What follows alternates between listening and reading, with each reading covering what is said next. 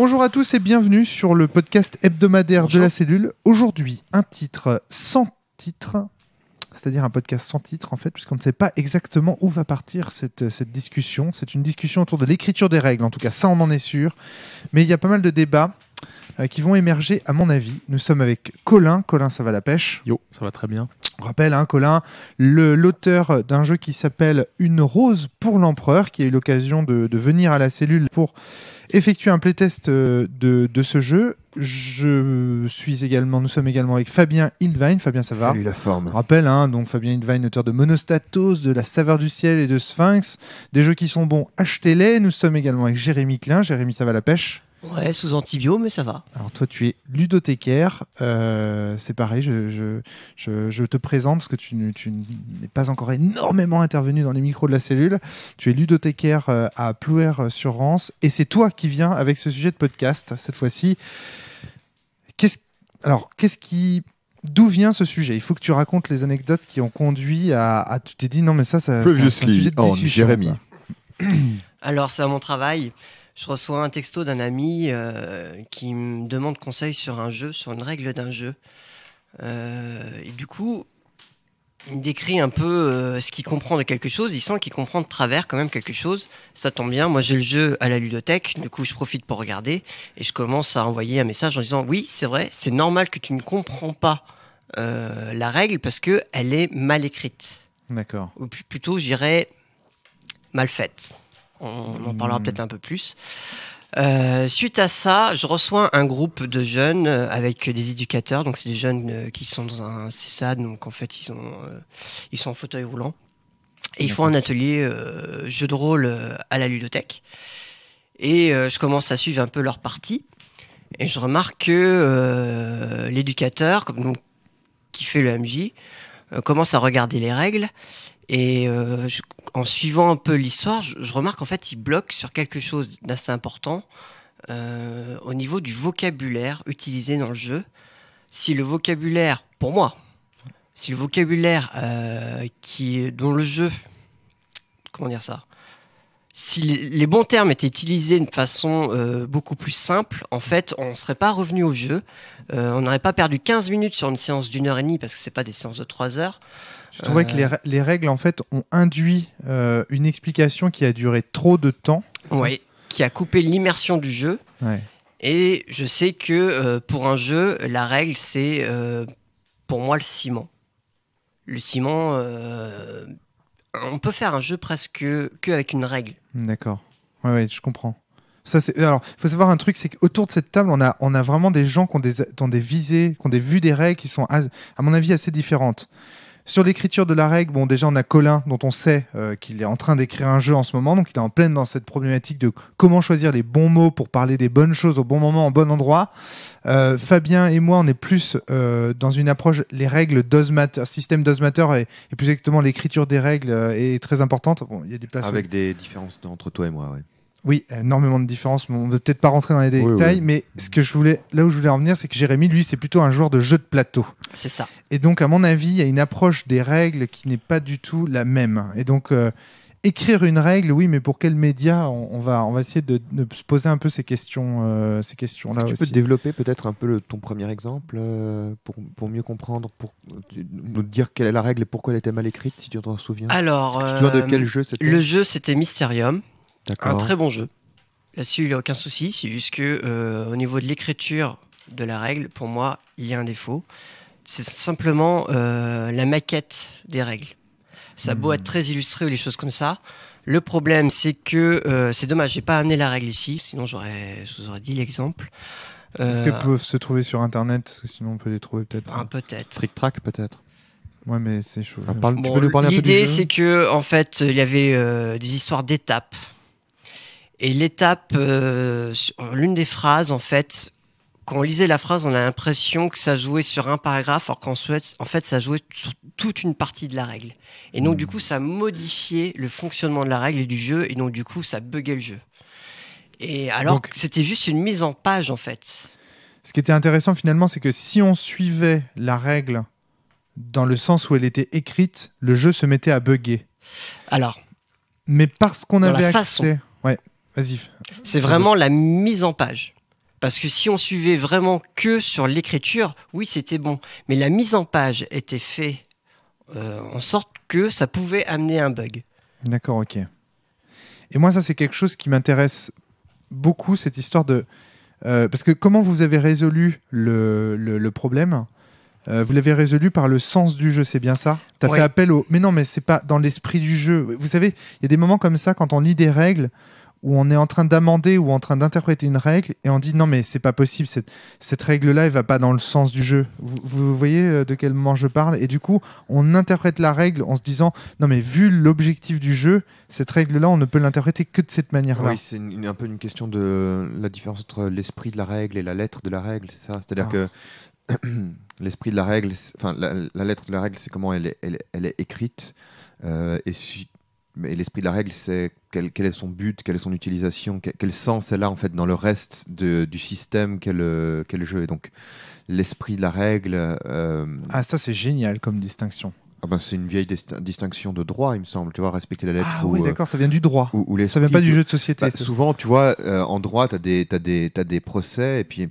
La question c'est est-ce qu'on respecte l'esprit ou la règle, c'est-à-dire ou la lettre, pardon. Si on respecte la lettre, ça peut donner lieu à des situations absurdes. Si on respecte l'esprit, ben on fait mentir la règle, mais on respecte la fonction ou dans quel esprit. Oui, voilà, il n'y a pas de meilleur mot.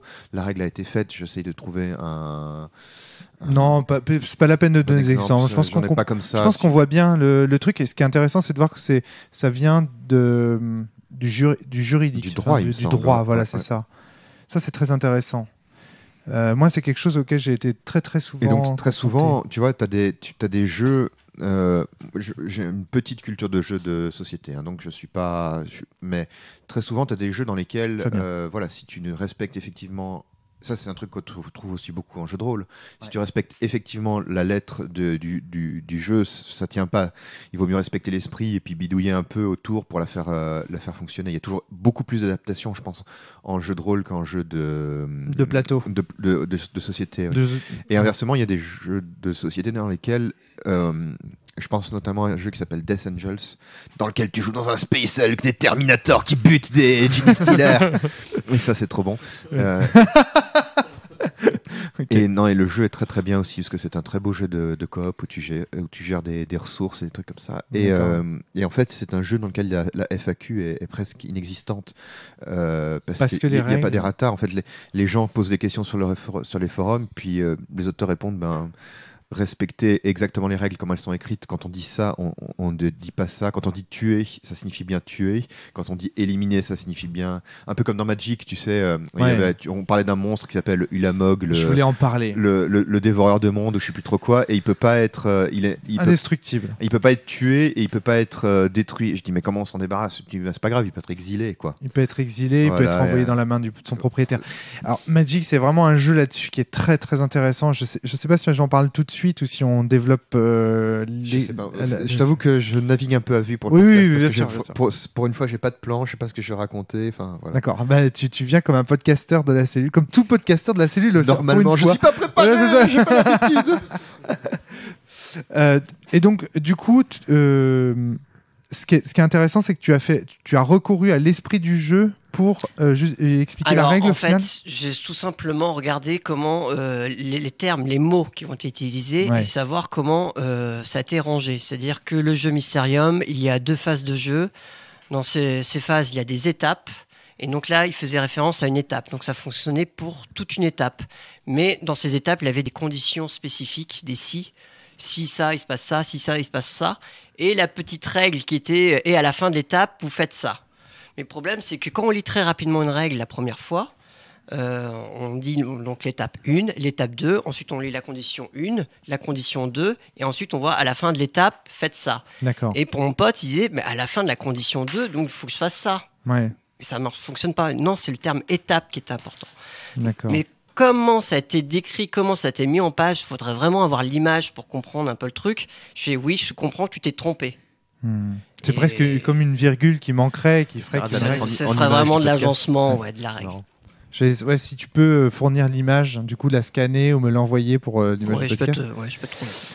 Alors moi, ce qui m'intéressait beaucoup dans ce thème et ce que j'avais envie d'explorer avec vous, c'est, je sais pas exactement comment orienter le truc, mais en gros, parfois j'ai la sensation que ce qui compte le plus, c'est l'esprit du jeu, le sens du jeu, et que même si les règles sont mal écrites, les joueurs les comprennent presque intuitivement.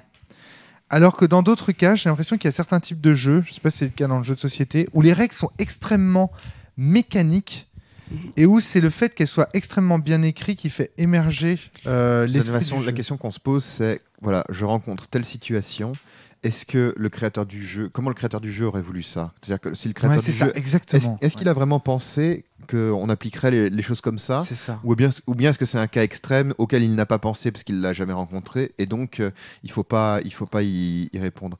Par exemple, si j'ai pas un si mauvais exemple que ça sur le débat du mariage pour les couples de même sexe. Dans le code civil, il n'est pas précisé que c'est un homme et une femme. D'accord. Alors c'est précisé dans d'autres textes, mais dans le code civil c'est pas le cas. Hein. C'est les époux, puis voilà. Et donc évidemment les gens, Noël Mamère avait marié un couple d'hommes en disant je respecte le code civil à la lettre. Évidemment, les gens qui étaient opposés à ça disaient oui, mais vous n'en respectez pas l'esprit. Ouais. Bon, on peut imaginer que quand Napoléon a écrit le code civil, il pensait pas au couple de même sexe, ou alors vraiment j'ai une torsion d'histoire. Une image un peu ou alors Napoléon était beaucoup plus progressiste qu'on pourrait s'imaginer, mais je pense pas. Et puis là en plus c'est pas vraiment une question sur le débat la lettre ou l'esprit, quoi. C'est juste une question sur est-ce qu'on autorise ou pas les couples de même sexe à se marier? Mais enfin, ça fait partie des exemples qui vont dans ce sens-là, quoi. Est-ce que quand le législateur ou quand la personne qui a écrit les règles, c'est la même chose, a écrit la règle, est-ce qu'il a pensé aussi à cette situation-là, en fait? Alors moi, ce qui m'intéresse beaucoup, du coup, je vais commencer par l'exemple de Magic. Il me semble, parce qu'en fait, là, on va parler de l'esprit et de la règle, finalement. Moi, c'est des thématiques qui me fascinent, que j'ai explorées à travers le Val. Je parlerai comment après. À travers le jeu de cartes Leval. Moi, en fait, il y a un truc qui me fascine dans Magic l'Assemblée, c'est que j'ai la sensation qu'au départ, dans la première édition, dans ces rééditions et dans la troisième édition en bord noir, et notamment en français, ce qui domine dans les règles, c'est l'esprit du jeu. C'est-à-dire qu'en fait, j'ai la sensation que jusqu'à la troisième édition, les créateurs de Magic, Wizard of the Coast, avaient ce sentiment où Richard Garfield avait ce sentiment que ce qui comptait, c'était quand même d'émuler, de simuler une bataille entre deux sorciers. Et que dans le fond, la boule de feu, elle faisait X dégâts, et donc il fallait ajouter X mana, que les artefacts, il y avait différents types d'artefacts. En fait, c'est secondaire, c'est presque vulgaire, les règles, c'est ça? C'est ça, j'ai la sensation que c'était quand même là pour porter, en un sens, une espèce de fiction. Ouais. C'est-à-dire que tu vois, comme si... tu vois, ce qui va être cool dans Magic, c'est de raconter l'histoire de deux magiciens qui se pètent la gueule. Et d'un coup est venu, vas-y, raconte. Je sais pas, les tournois peut-être? Est-ce que c'est pas les tournois? C'est une très bonne question. Alors ça, je sais pas. Mais ce que je peux te dire, c'est que une carte qui avant était écrite du style utilisée... par exemple, il y a une carte qu'on cite souvent avec Cédric qui est l'avocat diabolique, où c'est écrit « Si votre adversaire refuse de concéder la partie sur le champ », tu vois, il y a un côté...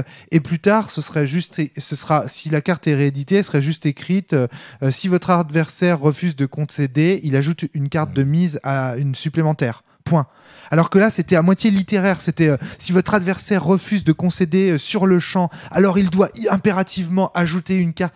Et il y a toute une dimension comme ça. Il y a pas. Alors ça, c'est un exemple particulier. Mais il y en a d'autres. Par exemple, le précepteur diabolique, où c'est précisé examinez votre jeu et allez chercher un sort, par exemple. Alors qu'après, ce sera juste écrit prenez votre bibliothèque, allez chercher une carte de.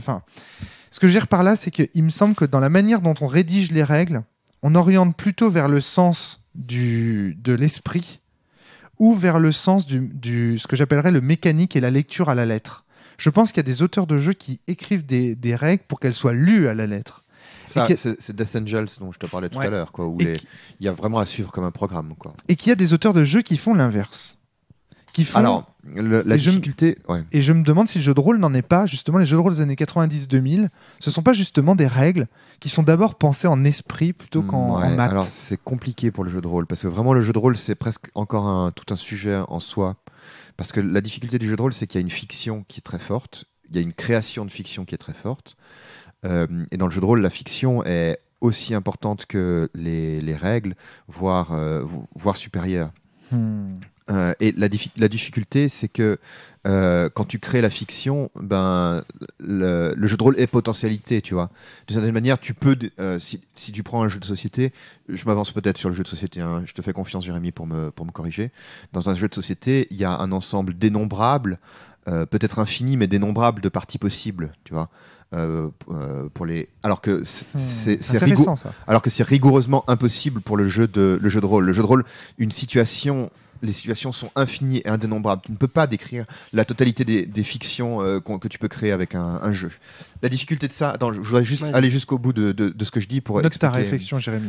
La difficulté, c'est que nécessairement, il est impossible pour l'auteur de penser toutes les situations auxquelles on peut arriver. En préparation du podcast, Fabien, tu me racontais cette anecdote incroyable des gens qui s'exercent en mathématiques, ces élèves de mathématiques qui s'exercent à compter le nombre de parties possibles aux échecs. Ouais, c'est ça. Et alors, ça dépend en fait du. Et ça, c'est bien sûr impossible dans le jeu de rôle. Oui, mais alors dans les échecs, c'est impossible de les compter.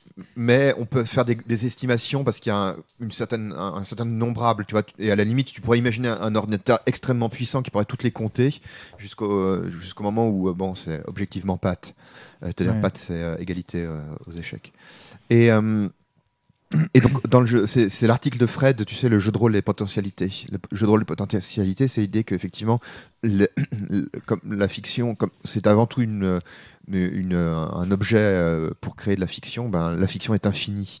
Parce que, tu vois, si tu prends n'importe quelle phrase, par exemple dans Dogs, du genre « vous êtes coupable », tu peux le dire, rien que cette phrase-là, tu peux le dire de plein de manières différentes. Parce que vous êtes coupable. Ou bien aussi parce que les propositions sont, comme on dit, saturées par le contexte. C'est-à-dire qu'il y a un contexte qui va être variable et en fonction des propositions. Et donc dans le jeu de rôle, de cette manière, nécessairement, les règles, il y a une grande part d'esprit. C'est-à-dire que quand tu lis les règles, il faut comprendre d'une certaine manière ce que l'auteur veut dire. C'est pour ça que la note d'intention, c'est super important en jeu de rôle. Et c'est pour ça que j'ai eu pendant longtemps un peu le fantasme de règles qui serait absolu, quoi. Parce que l'avantage de The Forge, c'est que justement, ils ont dit non, on va faire un système does matter, donc on va pousser des règles qui sont très claires, où on va pouvoir aller très loin. Et alors justement, ils y sont arrivés, mais il y a toujours une part qui est irréductible. Très bien. Excuse-moi. Jérémy, tu avais déjà quelques réflexions à faire. Oui, alors partie dénombrable, indénombrable. Je comprends ce que tu veux dire derrière. En effet, il y a on va dire un système mécanique où on peut calculer en termes de chiffres et donc en multipliant les différentes variables, on peut arriver à un certain chiffre. Mais je pense. Ça peut être infini. Il peut y avoir un nombre de parties créables infini. Comme le Go.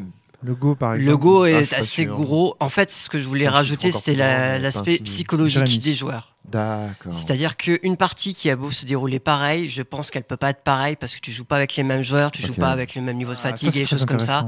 Et moi, je joue beaucoup sur ces aspects-là pour pouvoir gagner. Ça. Oui, c'est ce qu'on appelle aux échecs, je crois, jouer le joueur plutôt que jouer le jeu. Voilà, il faut être un peu des deux, en tout cas dans le jeu de société. Mais je comprends quand tu dis que c'est dénombrable. Oui. On dit ça aussi pour les jeux de combat. Dans le milieu des jeux de combat. C'est quoi les jeux de combat? Les jeux de combat dans le jeu vidéo. Ah, d'accord. Jouer le joueur, ça veut dire que tu connais par exemple, à Street Fighter, par exemple, tu as deux opposants. En gros, tu sais quel genre de personnage l'adversaire sait bien jouer. Et donc, du coup, tu vas savoir comment adapter ta stratégie. Là aussi, on dit qu'on joue le joueur plutôt que le jeu. On parlait d'Usul en préparation du podcast. Ils ont un truc où ils montrent qu'ils n'arrêtent pas de s'insulter aussi, justement pour pousser l'autre à arrêter de jouer. Oui, mais tout à fait, ouais. C'est ça, jouer le joueur, finalement, pour l'énerver, le pousser dans ses retranchements. Alors oui, ça c'est très intéressant ce que souligne Jérémy. Parce que mécaniquement, des événements dans le jeu de société peuvent survenir, mais la partie en elle-même elle, être très différente. Les mêmes événements peuvent survenir mécaniquement, mais la partie en elle-même être très différente. Une fiction peut vite être créée autour d'un jeu. On parlait du Monopoly et la façon... Oui, alors cet exemple du Monopoly. Le Monopoly, c'est un autre truc. Tu parles de cet article du PTG, PTB. C'est un article sur PTG, PTB de mec, il me semble, de The Forge, qui raconte qu'un jour, c'est genre le lendemain de Noël, ou enfin des fêtes en famille, puis il est coincé avec ses cousins et il est obligé de jouer au Monopoly. Et donc lui, il a un peu de culture de plateau, et puis il sait que le Monopoly, c'est un jeu où, tu disais quoi, Jérémy, tout à l'heure, au bout de 3 tours, on sait qui est le gagnant. C'est ça, on joue 3 tours.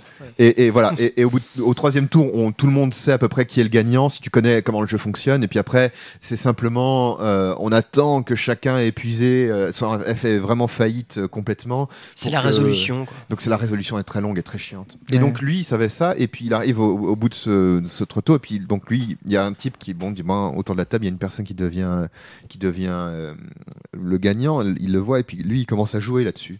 Puis donc, il y a un autre qui est pas gagnant, qui est perdant comme lui, puis qui arrive sur ses cases, et il raconte des trucs du genre, ah oui, t'arrives chez moi, mais je te fais pas payer, ou je te fais payer moitié prix, parce que les temps sont durs, hein, puis c'est difficile. Puis quand c'est le gagnant qui les fait payer, ils disent, ah oui, mais nous n'avons pas les moyens de payer le loyer ce mois-ci, je vous en prie, aidez-nous, ayez un cœur, etc. Enfin, commence à roleplayer finalement dans son Monopoly. En fait, il crée de la fiction autour du Monopoly, une fiction qui transgresse, qui pervertit le jeu, puisque c'est pas du tout prévu dans les règles du jeu au départ, à tel point qu'au bout d'un moment, effectivement, la personne qui jouait disait, oui, ben effectivement, j'accepte de percevoir que la moitié, ou de vous prêter de l'argent, parce que ils allaient raconter des trucs du genre, on va fouiller dans les poubelles, il y a des rats, et puis parce qu'on n'a plus rien à manger, parce qu'on est obligé de payer son loyer.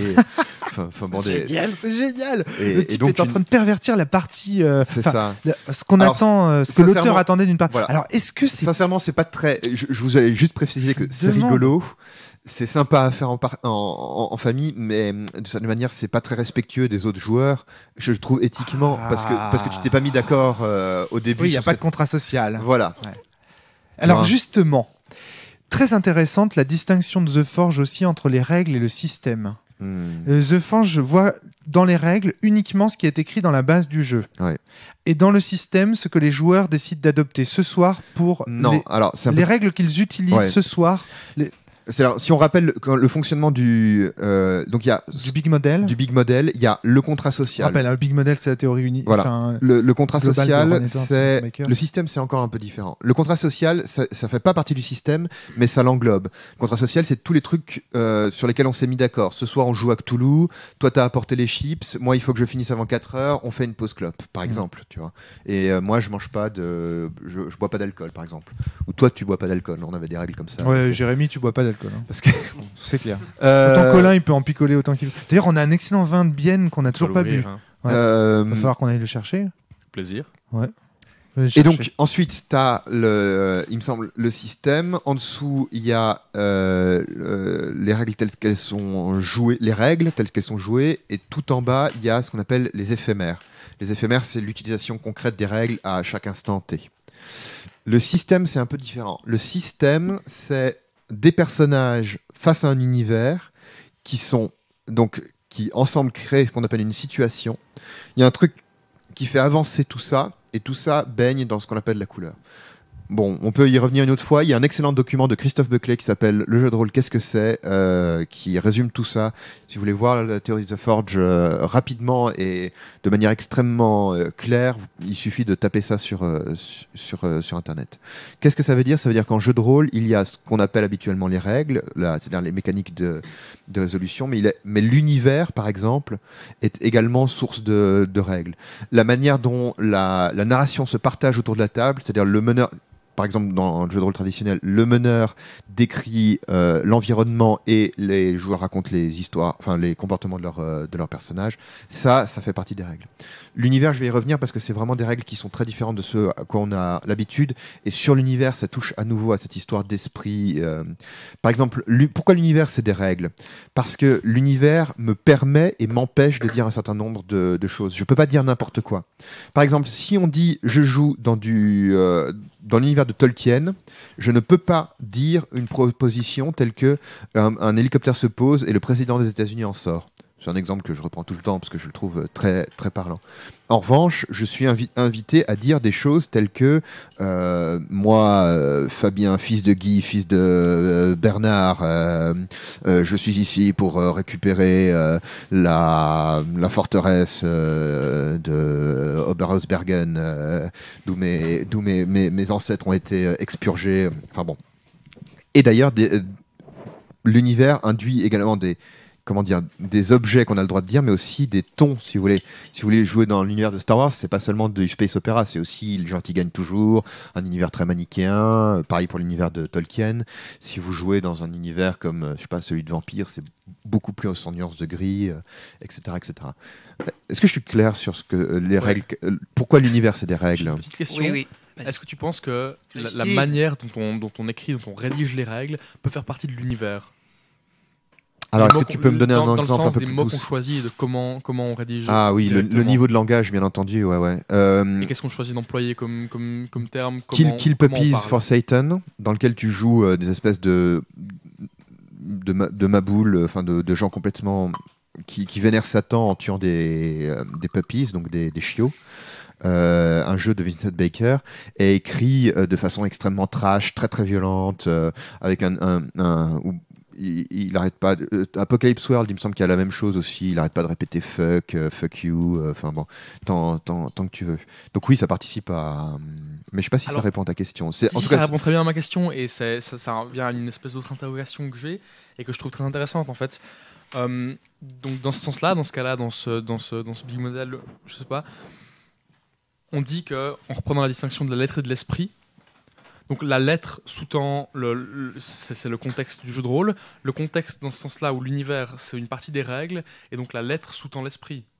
La lettre nourrit l'esprit. Ou c'est trop rapide, tu penses? Pourquoi pas? La lettre, si tu veux, la distinction entre la lettre et l'esprit, il faut pas la prendre à tort. C'est vraiment, est-ce qu'on respecte les choses telles qu'elles sont écrites, ou est-ce qu'on respecte dans ce qu'on comprend d'elles dans la cohérence par rapport à tout le reste, tu vois? C'est juste une question de précis et général alors. Par exemple, ouais. Okay. Dans la cohérence ou dans le. Est-ce que tu es rigoureux ou est-ce que tu es cohérent d'une certaine manière, tu vois? Okay. Merci pour le. Ça va être bon ça. Christine, allez, pas. C'est un peu plus que ça quand même. Tu as vu dans les verres dans lesquels tu nous les sers. C'est clair, c'était de la poire. Oui, alors en effet, du coup, pour le jeu de société, il peut avoir un univers, mais c'est un habillage. Ah! En grande partie. Toujours. Pas que, bien sûr, parce que je voulais te poser la question de quelle est la place de la fiction dans le jeu de société. Moi, j'ai effectivement un peu cette vision que tu pourrais, à la limite, débarrasser le jeu de société de la dimension fictionnelle et juste avoir des pions très abstraits qui se promènent Moi, j'ai cette vision que le jeu de rôle est un jeu de société, en fait. Et j'ai beaucoup de mal depuis le début. Enfin, tu parles du jeu de plateau, en fait. Et c'est vachement important. Ah d'accord, pardon. Ouais. Toi, pour toi, le jeu de rôle, c'est un jeu de société. Pour moi, le jeu de rôle est un jeu de société. Quand je dis jeu de société, je dis jeu de plateau, mais parce que le problème, c'est que c'est pas que des jeux de plateau, t'as aussi des jeux de cartes. Non, mais c'est parce qu'à mon avis, on est dans la même famille. Il y a que des cartes. Mais c'est juste que justement, peut-être que le jeu de rôle, on va pas rentrer dans ces distinctions, parce que là, on va parler d'étiquette. Qu'on sache de quoi on parle, effectivement. Ça y est, mais je vois bien de quoi tu veux parler, Fabien, et je laisse Jérémy répondre à ta question qui est très intéressante. On a cette vision que le jeu de plateau, on pourrait presque débarrasser de tout ce qui est de l'ordre de la thématique, de l'ordre de la fiction. Et justement, Jérémy, tu présentais en préparation de podcast 3 petites distinctions pour le jeu de société qui me semble jeu de plateau qui me semble intéressant de rappeler. Alors, est-ce que la fiction est importante pour le jeu de société? Je pense que oui, mais l'intérêt du jeu de société, en effet, c'est la mécanique qui va nous amener une expérience de jeu. On parlait en effet de... Je pense qu'on est game designer, mais là, vous allez peut-être me contredire. On va te corriger, mon petit. Il y a 3 aspects dans un jeu qui est important de prendre en compte. Donc, c'est la mécanique, les règles. Le deuxième, c'est la thématique, l'univers. Et le troisième, c'est le matériel. Si on enlève un aspect, ça peut quand même nous donner des choses. Si on enlève, par exemple, tout l'aspect thématique d'un jeu, en général, jeu de plateau, alors jeu de rôle, c'est plus compliqué, mais mécanique matérielle. On va arriver avec des jeux plutôt abstraits. Comme les échecs. Et encore, les échecs, on pourrait dire des choses. Il y a toute une symbolique derrière les échecs. Voilà. Il y a une symbolique énorme. Ouais, très forte. Mais enfin, oui, mais on voit ce que je sais, quoi. Il y a des jeux complètement, ce qu'on appelle, oui, des jeux abstraits. Bah, le sport, tu prends un match de foot, à la base c'est un jeu qui est devenu Il y a une discipline symbolique très sportive. forte autour du sport quand même. Hein. Oui, mais il n'y a pas de... Le tennis, mettons. Il n'y a pas un thème. Il n'y a pas... et oui, nous rencontrons les Gaulois face on rencontre au truc romain. Enfin, moi, je serais capable de... Enfin, je pourrais te le... Mais je vois qu'il y a un effet guerre aussi dans la bataille qui doit durer 45 minutes. Il y a un Mais même à côté de ça, capitaine et des tu choses vois, comme ça. si on parle, il y a plein de... Enfin, il y en a plein des jeux abstraits où, tu vois, tu dois empiler des cubes et puis obtenir... Un Tetris. Ouais, Tetris, par exemple. Tetris, il n'y a pas de fiction derrière. Enfin, je crois pas. Hein. Non. Et pourtant, Cela construire un vaisseau à la fin, moi, ça je me fait fais toujours des décoller... fictions en général. J'ai toujours des fictions. Ces briques qui souffrent d'être empilées les unes sur les Je me autres. demandais, ouais. 2048 alors. Ouais, peut-être.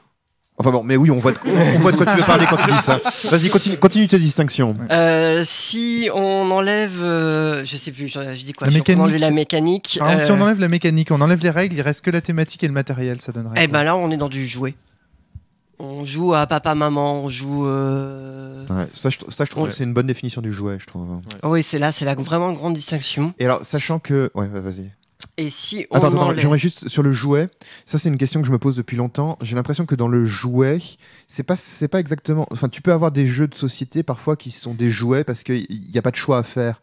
Tu vois, genre, il me semble le jeu de loi, ben, t'as juste à lancer les dés, t'as pas de choix à faire. C'est-à-dire que pour moi, j'ai l'impression qu'une règle ne peut exister que si elle laisse du choix. Et qu'une règle qui ne laisse pas de choix, ben, c'est juste une forme évoluée de jouet, mais ça reste du jouet. Je dis ça parce que j'ai toute une pensée derrière sur la notion de stratégie.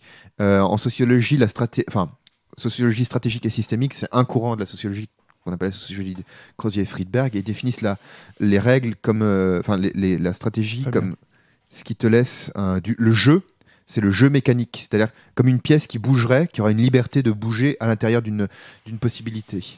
On appelle le positionnement parfois, Alors, c'est dans le podcast. non, je suis pas d'accord, c'est pas le choix, le jeu.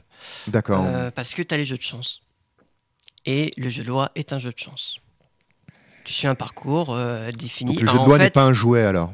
N'est pas un jouet, parce que tu respectes la règle, tout le monde doit respecter la règle de dire chacun son tour, on jette le dé ou les 2 dés, je sais plus. Bon, là comment aussi, ça j'ai l'impression qu'il y a... Enfin, je conteste pas le modèle, hein, mais comme toujours, il y a toujours des zones un peu grises, tu vois, j'ai l'impression... Des cas limites. Des cas limites. Par exemple, tu peux pas faire absolument n'importe quoi avec une poupée, tu vois, il y a quand même des règles, même si c'est des règles qui sont très implicites. C'est peut-être que c'est des règles explicites versus règles implicites, la distinction jouet-jeu... Et quels sont les jeux de chance? La bataille. Ouais, il suffit de jeter un dé, le premier qui fait 6 a gagné. C'est un jeu nul, mais c'est un jeu de chance. Parce qu'il n'y a pas de choix. Non, bien sûr, mais c'est... Mais pourtant, tout le monde est d'accord en disant ok, le premier F6 a gagné, donc du coup, il a gagné quoi? Je sais pas, un verre Pour de vin. autant, autour des jeux de chance, je vois très souvent quand même des gens qui se vantent, qui disent qu'ils sont les plus forts parce que leurs dés, ils les ont remis que à la zéro. chance, parce c'est une que même compétence. la C'est chance, même c'est une là-dessus compétence. que fonctionne le casino, me semble-t-il. Tu vois, le casino, c'est le plaisir de risquer et puis le rush d'adrénaline. Mais il y a du choix dans la mesure où tu sais où tu risques ton... D'accord, tu Oui, peux pèses tes déterminer risques. la valeur, la Ouais. quantité de risque Ah bon. que tu risques. Ouais, c'est compliqué. Et alors, la ça. troisième possibilité, donc... C'était enlever le matériel. Donc du coup, là, on est, à mon avis, plus dans l'esprit jeu de rôle. Ça donc, peut être il nous reste critiquable, les mais règles et la fiction, c'est ça? C'est ça, où les règles et la fiction... Bon, La règle, prenez en c'est- place. Alors, le matériel en jeu de rôle prend quand même les dés, l'écran, Voilà. tu vois, enfin, Alors, la l'écran- feuille de personnage. Hmm. Ouais, je suis d'accord, c'est à nuancer. Bon, Il y a- À nouveau, j'ai fait assez de sociaux, de modèles théoriques pour savoir que, enfin, c'est pas parce qu'il y a des zones de gris dans le modèle qu'il est pas bon. Hein. Ouais, tout à fait. Mais c'est important de connaître ces zones de gris. Cependant, ce que tu montres, enfin, ce qui est intéressant dans le modèle que tu proposes, c'est que on se rend compte que finalement, en jeu de rôle, le matériel est moins important. C'est pas qu'il n'existe pas, ou c'est qu'il y a de certaine manière pas d'enjeu. Et tous les enjeux, enfin, qu'il y a beaucoup plus d'enjeux dans la fiction et dans les règles. Et à mon avis, encore plus dans la fiction. Tu vois ce que je veux dire? Ouais. C'est pas qu'il n'y a pas d'enjeu. Finalement, quand on joue à un jeu de plateau, pour pas dire jeu de société, hein, tout à l'heure, Ouais, comme bien sûr. Romaric, Ouais. c'est pas qu'il n'y a pas de fiction, mais c'est que la fiction ne propose que des enjeux. Enfin, les enjeux de la fiction sont infiniment secondaire par rapport au reste. On a la sensation que ça, dans le jeu de société, la fiction n'a pas d'impact sur les mécaniques, sur la résolution des mécaniques. Finalement, j'ai envie de dire, la fiction n'a pas d'impact sur le plateau. On pourrait faire semblant d'être effectivement au Monopoly, d'être des milliardaires. J'ai un ami qui joue à Donjon Quest, non, un truc qui s'appelle, c'est pas Warhammer Quest, mais c'est le même principe, je sais plus comment ça s'appelle. HeroQuest. HeroQuest, voilà. Ouais. HeroQuest. Donc HeroQuest, qu'est-ce que c'est vous avez un donjon sur un plateau avec des petites figurines, puis il y a des orques qui arrivent en face, des démons, et puis avec votre elfe, votre nain, et puis je sais plus qu'il y a un barbare encore. Il y avait une déclinaison comme ça à Warhammer aussi. Ouais, Warhammer Quest, absolument. À Warhammer Quest, d'accord. Et il y en a une autre, Space Crusade, voilà, qui a été bien vendu. Et donc j'ai un ami qui joue avec sa fille de 6 ans, et sa fille de 6 ans, il y a des moments où elle disait « Ah non, celui-ci il est trop gentil, je veux pas le tuer ». Ouais, parce que la figurine lui plaisait bien, donc il y a des moments et comment dire, oui évidemment on en sourit, mais en même temps ça nous arrive quand même de prendre des décisions de cet ordre-là, ouais, vous savez. Tout à fait. Ah ouais, non mais carrément, moi j'ai un exemple il y a les dimensions psychologiques aussi. J'ai joué il y a pas longtemps à Age of Industry, donc on joue c'est un jeu vidéo. Non, un jeu de société, dans lequel on joue des industriels allemands qui industrialisent la Ruhr. Et oui, avec tu développes des usines, des champs de houille, des trucs comme ça, bref. Et il y a un moment quelqu'un qui dit ah non, il pouvait choisir de qui prenait le charbon. Il dit non, je veux pas prendre de ton charbon parce que t'es pas gentil, t'es un mauvais industriel, ce que tu fais c'est pas bien. Enfin. Un copain qui a développé toute la vallée rhénane parce qu'il faut développer la vallée rhénane, nom de Dieu. Oui, non, mais bien sûr. On avait un autre jeu comme ça qui s'appelle Footmania, un vieux ludodélire, et dans lequel on choisissait des équipes au départ. Et au début, moi, je me faisais Guingamp, Trinquant, ça s'appelait, parce que c'était en référence au film Coup de tête avec Patrick Devers. Et honnêtement, le jeu était nul. C'était un Monopoly-like, il n'y avait pas grand-chose. Alors après, c'était un ludodélire, donc il y avait toute une dimension bluff. C'est quoi un ludodélire ? Tu peux rappeler moi. Ludodélire, si tu veux, c'est un éditeur de jeux qui a fait des jeux qui sont extraordinaires. Et ils ont tous apporté vraiment dans leur genre c'était un peu le multisime du jeu de plateau. C'est-à-dire que c'est une aventure entre potes de gens qui font des jeux de société dans leur garage et qui réussissent à développer des trucs qui sont vraiment très originaux. Enfin, ludodélire, c'est vraiment très particulier. Okay. Ça c'est pour rapidement le présenter l'éditeur, mais en tout cas, il y avait dans ce jeu une dimension, les équipes qu'on choisissait au départ, elles orientaient notre manière de définir notre équipe par la suite. On ne cherchait pas à optimiser finalement, mais à représenter le mieux l'esprit de l'équipe. Par exemple, le mec qui jouait l'OM, il allait chercher à aller magouiller avec la banque, à aller tricher, à aller chercher des billets, parce que tu comprends, c'est l'OM, ils payent leur match, aller donner de l'argent pour qu'il y ait des... alors ça, c'est pas prévu dans les règles, mais nous, en fait, la fiction qu'on se racontait comme ça avait un véritable impact. Et comme le jeu est pas bon, c'est-à-dire comme c'est un Monopoly-like, en fait, et puis qu'on sait assez rapidement, pareil, au bout de 3 tours, entre guillemets, qui a gagné, si on n'avait plus cette fiction pour rigoler, on n'avait plus aucune raison de faire la partie. Donc ça, il y a aussi des fois où l'esprit... Et alors si on revient... Il y a le spirit aussi, je voudrais parler du spirit. Ben vas-y. Il y a des joueurs, tu sais, qui disent non mais... qui jouent avec des gens et qui disent non mais j'aime pas jouer avec lui à tel jeu parce qu'il a pas le spirit. Ouais, mais ça, j'imagine que ça veut dire simplement dire qu'on on cherche pas les mêmes choses dans le jeu ou on n'a pas les mêmes... Ok. C'est ce que je veux dire. C'est pas nécessairement une emprise sur la fiction. C'est juste. Est-ce que tu peux avoir. Tu peux jouer. Que ces gens-là, ils disent. Par exemple, à Age of Industry, j'avais un copain. On arrive au bout de la partie. Il dit mais je veux pas m'arrêter là. Je m'en fous de savoir qui a gagné ou qui a perdu. Mais moi, je veux industrialiser complètement la Ruhr. J'ai des copains spéciaux. Mais très gentils. mais vraiment, il était frustré, quoi. Il disait parce que lui, il jouait la dimension un peu gestion et c'était pas la dimension. C'était un joueur de plateau ou un joueur de jeu de rôle lui, c'est c'est très très particulier. C'est quelqu'un qui adore en fait vraiment, si tu veux, oui, représenter à fond son univers. C'est mon meneur de jeu historique de Warhammer et qui a développé à fond une région pour te donner une idée. Tu sais, on dit toujours ouais, moi, mon meneur de jeu est formidable. Lui, c'était mon meneur de jeu formidable de JDR Tradi qui faisait des trucs du genre des cartes de randonnée, des cartes militaires, tu sais, où tu avais des petits ponts de bois qui étaient représentés dessus, les courbes de terrain. Vraiment, je te dis, l'aubergiste, il avait sa généalogie, des choses comme ça. Donc, si tu veux, ce qui lui plaît, c'est l'aspect, comment dire, un peu se prendre au jeu, quoi, revenir. Ah, je suis un industriel de la Roure, c'est trop extraordinaire. Alors, est-ce qu'il est déjà allé dans la Roure maintenant? Je pense qu'il serait moins enthousiaste. Tu sais, je crois qu'il est alsacien. J'attendais le truc. Alors, avant de me retourner vers Colin, j'ai plein de questions à lui poser. J'ai la sensation quand même que les gens qui disent t'as pas le spirit, ils parlent d'un truc, ils ont l'air d'accéder à une pensée de comment le jeu a été conçu, comment les gens qui ont fait le jeu a été conçu. Comme ce que tu disais tout à l'heure, il y a une espèce d'esprit idéal. Le jeu est joué tel que l'auteur l'a pensé, et donc on accède à une certaine forme de spirit. Mais alors comme ça. Je pense que c'est en partie un construit social. C'est-à-dire que c'est quelque chose qui... Alors, je dis bien en partie, mais en partie quelque chose qui s'est construit, tu vois, dans leur manière de jouer. C'est possible. Par exemple, si tu joues à Anabi, il y a à peu près autant de manières de jouer à Anabi. Anabi, c'est un jeu coopératif où tu dois donner des indices aux autres pour réussir des suites, grosso modo. Et assez sympa d'ailleurs. Et en fait, si tu joues avec des gens qui jouent déjà depuis longtemps, quand ils se donnent des indices les uns aux autres, ça veut dire un truc très précis, quoi. Là, tu as un 1, ça veut dire pose ton 1 et pas garde-le pour plus tard, puis je te donnerai ta couleur après. Enfin bon. Ce qui fait que c'est, je pense, en partie un construit social. Une des erreurs peut-être en effet dans le jeu de société, c'est qu'il manque peut-être des fois une explication de l'esprit du jeu. Et oui. Je pense à il me semble ce que Fabien appelait un peu une note d'intention au début de ce podcast. Ouais, c'est ça. C'est-à-dire que je me souviens d'une partie des enfants qui jouent à Pete, un jeu où il faut faire une famille de vaches, il faut avoir 9 cartes identiques. Et donc du coup, il faut échanger ces cartes. On peut en changer 2 à condition que l'autre joueur te échange bien 2 cartes, afin qu'on ait toujours le même nombre de cartes. Voilà, si je dis comme ça tout simplement, et ben du coup, on a l'impression que la partie c'est tu veux 2 cartes, tu veux 2 cartes. Non, en fait, ce jeu, ça devrait s'appeler la criée. On est tous là, 2,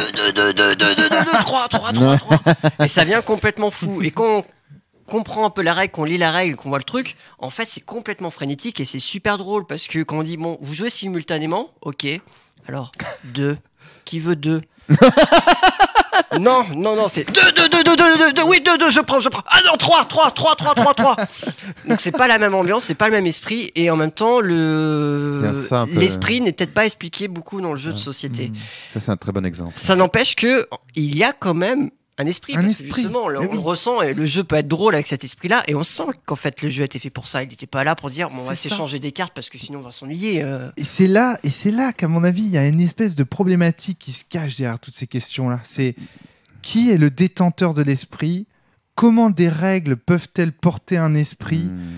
Est-ce que il suffit de dire dans quel sens je crée le jeu et de dire l'esprit de son jeu pour que cet esprit se réalise? Il y a une problématique qu'on connaît bien en jeu de rôle qui est est-ce que qui crée le jeu, tu vois. Qui crée le jeu? Mais oui, c'est ça. Nous, on est plutôt d'une école qui a tendance à dire c'est l'auteur qui crée le jeu. Voilà, c'est l'auteur qui est le détenteur d'un esprit. Les joueurs, d'une certaine manière, en font des occurrences ou l'actualisent, quoi. C'est ça, ouais. Et dans cette actualisation, parce que cette actualisation leur procure quelque chose de particulier. Alors qu'il y a d'autres gens qui disent, bah non, c'est le meneur de jeu. D'autres gens qui diraient, c'est le joueur. L'esprit ne dépend que des joueurs autour de la table. Et donc, d'une certaine manière, voilà, c'est qui construit le jeu, mais ça, je pense que tu vois, en jeu de société, il y a effectivement des problématiques qui sont peut-être pas aussi fortes, enfin pas aussi, il y a pas les mêmes enjeux qu'en jeu de rôle, mais en tout cas qu'elles existent aussi d'une certaine manière, et qu'il y a certaines personnes qui jouent à certains jeux. Je pense aux échecs d'ailleurs, quelque chose comme ça, tu vois. Chez moi, on joue aux échecs sérieusement, quoi. C'est-à-dire que si tu joues aux échecs, tu t'assieds et puis tu le fais, quoi. Et tu te tais, et puis il y a une espèce de rituel. Et puis tu peux avoir d'autres gens qui viennent, et puis on se fait une petite partie d'échecs, puis ta femme va bien. Et puis c'est juste pour passer le temps, parce que ça, pourquoi pas, quoi. Et moi, c'est autour de cette question que Tiens, ce podcast regarde, il me revient un truc. Fabien. J'ai un Et super après, j'ai exemple. vraiment envie de poser une question à Colin. Pardon, je suis Mais désolé. vas-y, t'en prie, vas-y, bien. On parlait de la symbolique des échecs. J'avais un livre tout à l'heure en tête qui s'appelle Oui. Histoire symbolique du Moyen-Âge occidental de Michel Pastoureau, qui est formidable. Ouais. Et il y a tout un passage sur les échecs. Et il dit donc le jeu des échecs, les règles ont peu évolué. Les règles telles qu'on les connaît, quoi. Ouais. Mais que la manière de jouer a complètement changé. Donc les règles sont depuis longtemps à peu près les mêmes. Le jeu d'échecs lui-même a pendant un moment été considéré comme quelque chose de mauvais, à tel point qu'il y a une anecdote d'un roi qui fout un jeu d'échecs à la flotte, quoi, alors parce qu'il pense que ça porte Malheur. Et en fait, les gens à ce moment-là jouaient aux échecs de la même manière qu'ils se battaient en tournoi. C'est-à-dire qu'en tournoi, il ne s'agissait pas d'être le meilleur, il ne s'agissait pas de battre les autres. Il s'agissait juste de se battre mieux, de se battre avec plus de panache, d'élégance. Et apparemment, on jouait aux échecs de la même manière. C'est-à-dire qu'il ne s'agissait pas de buter l'autre, de mettre l'autre mat, que les règles de mat existaient, mais c'est très secondaire. Il s'agit juste de jouer les coups les plus élégants, les plus beaux. Qui est un truc qui existe encore aussi de temps à autre. Tu sais, il y a ces problèmes qui sont donnés. On te donne une grille et on te dit voilà quelle est la manière la plus élégante de gagner le minimum de coups. Il y a un jeu qui fait ça très bien, c'est le billard. Au billard, tu peux jouer les coups en direct, chercher à être le plus efficace possible. Et puis, tu as aussi une espèce de discipline qui peut consister à essayer de faire des beaux coups. Il y a une dimension d'adresse au billard encore qui rajoute une couche de. Tout à fait, ok, d'analyse. d'accord. Mais tout ça pour dire que le jeu d'échecs, très clairement, l'esprit a évolué. Oui. Et il me semble qu'il y a un moment où les tournois d'échecs ont commencé à exister, qui n'existaient pas au Moyen-Âge. Et qu'à partir du moment où ces tournois ont commencé à exister, ça a changé l'esprit. C'est-à-dire qu'à un seul coup, on s'est dit ah oui, mais c'est ce que disait c'est ce que disait Jérémy tout à l'heure. À propos c'est possible que ce soit finalement le mode de compétitif, le tournoi, qui finisse par corrompre. J'en suis persuadé. Ah, c'est intéressant ça. Putain, qu'est-ce que c'est pas de corrompre, mais d'orienter dans une direction particulière. Non, mais je dis ça parce que j'aime pas la compétitivité. En sport, par exemple, au foot, t'as des règles, rien que par exemple sur la qualité de lumière que tu as sur le terrain. Et si t'as pas la bonne qualité de lumière, t'as un mec qui est payé dans les grands clubs de foot pour dire c'est pas réglementaire, vous avez perdu. La qualité de la pelouse. Ouais, c'est Fabien. Oui, aux échecs, tu pourrais imaginer une manière de jouer aux échecs où tu aurais des gens qui joueraient aux échecs, puis à côté tu as un jury comme pour le patinage, et puis chaque fois qu'il y a un coup qui est joué, lève un truc en l'air, tu sais, avec une note allant de 0 à 10, quoi. Et juste pour l'esthétique, et puis celui qui a gagné à la fin, c'est celui qui... Bon, j'imagine que pour tout un tas de raisons d'organisation, même simplement pratique, on a dit non. À partir de maintenant, la vraie manière, le vrai esprit pour gagner aux échecs, c'est de mettre l'autre mat. Ouais. Voilà. Ouais. Échec et mat. Alors Colin, je voulais te poser une question parce que en ce moment tu es en train de créer un jeu. Comment est-ce que tu poses ces questions? Est-ce que tu te dis ce qui compte, j'ai un esprit, j'ai un idéal de partie en tête. Tu vois, moi-même j'ai à l'esprit un idéal de partie en tête. Et de cet idéal-là, j'implémente des règles. Ou est-ce que tu crées des règles et quand elles correspondent, quand tu les testes au cours d'une partie, elles correspondent à l'esprit que tu en avais, tu les gardes. Dans quel sens ça va déjà? Première petite question. Alors, Fabien est énervé par cette question. Enfin, en tout cas, elle a l'air de te... Ah non, je suis pas énervé. D'accord, ok. Je croyais que mais j'ai des choses à dire. Donc, Colin, et comment tu crées en ce moment une rose pour l'empereur? Est-ce que tu te dis, moi, je connais un petit peu la réponse, donc j'ai la sensation, en tout cas, en tant que personne qui suit ton projet. J'ai une réponse un peu facile, ça va dans les deux sens, j'ai l'impression. Ouais. Mais j'avais avant tout une idée précise de ce que je voulais avoir comme jeu et de ce que je voulais... Et voilà, ouais, non, tout à fait. Non, je suis d'accord. Ouais. Donc j'avais une idée de ce que je voulais produire et des genres de choses auxquelles je voulais jouer. Et donc bien sûr que j'ai commencé par le thème ou par le propos, ou pour la ligne de mon jeu, pour ensuite découler des règles. Et dans ta démarche, tu as pris des jeux de rôle, des occurrences de parties dans d'autres jeux de rôle qui t'ont plu, et tu t'es dit, cet esprit-là, il est généré par telle règle, donc j'ajoute telle règle dans mon jeu, il me semble. Ouais, c'est ça. Et puis ensuite, pour revenir au début de ma réponse en disant un peu des deux, c'est que j'ai fait ça. Ensuite, j'ai essayé de faire une structure un peu simple pour voir comment ça pouvait tourner. Et ensuite, les règles produisent aussi ou m'ont apporté des idées pour la suite de la création du jeu et pour réfléchir à d'autres thèmes. Il y a des allers-retours, ça c'est clair. Ouais. Et finalement, on est en train de refaire un peu, je trouve, le débat Platon-Aristote. Mais si, c'est-à-dire, Alors, vas-y, dis-nous tout. est-ce qu'il y a une idée du jeu qui précède le jeu? Est-ce qu'il y a une idée dans l'absolu du jeu qui précède le jeu, au sens platonicien du terme, une espèce d'idéal, une forme de ou est-ce jeu on essaie juste Et d'expliquer dans le monde, on en présente une occurrence.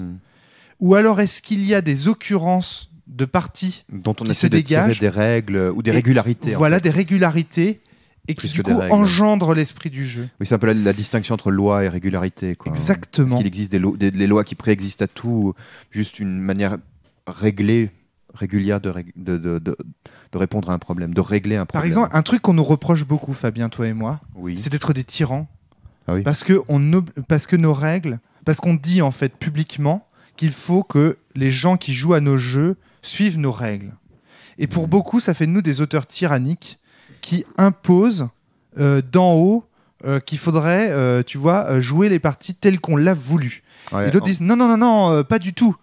Ce qui compte, c'est la manière dont moi j'interprète vos règles et dont moi j'ai décidé de jouer avec vos règles ce soir. Bon, en réalité, moi c'est un faux débat, ça.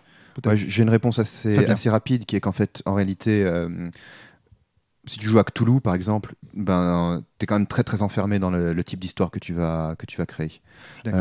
C'est en grande partie une illusion, que tu peux pas jouer d'histoire d'amour à Cthulhu, que tu vas plutôt jouer de l'aventure, un petit peu de l'horreur, mais pas tant que ça en réalité. L'univers et les systèmes de jeu t'enferment beaucoup. Alors, on peut toujours dire oui, je peux les changer, etc. Mais tu vois, ça revient à la question qui est dépositaire de l'esprit d'une partie. Est-ce que ça doit être l'auteur qui est dépositaire de la partie, ou est-ce que la partie en elle-même... Moi, j'avais une réponse assez concrète à te répondre sur comment je crée un jeu. C'est très bien. Fabien. En général...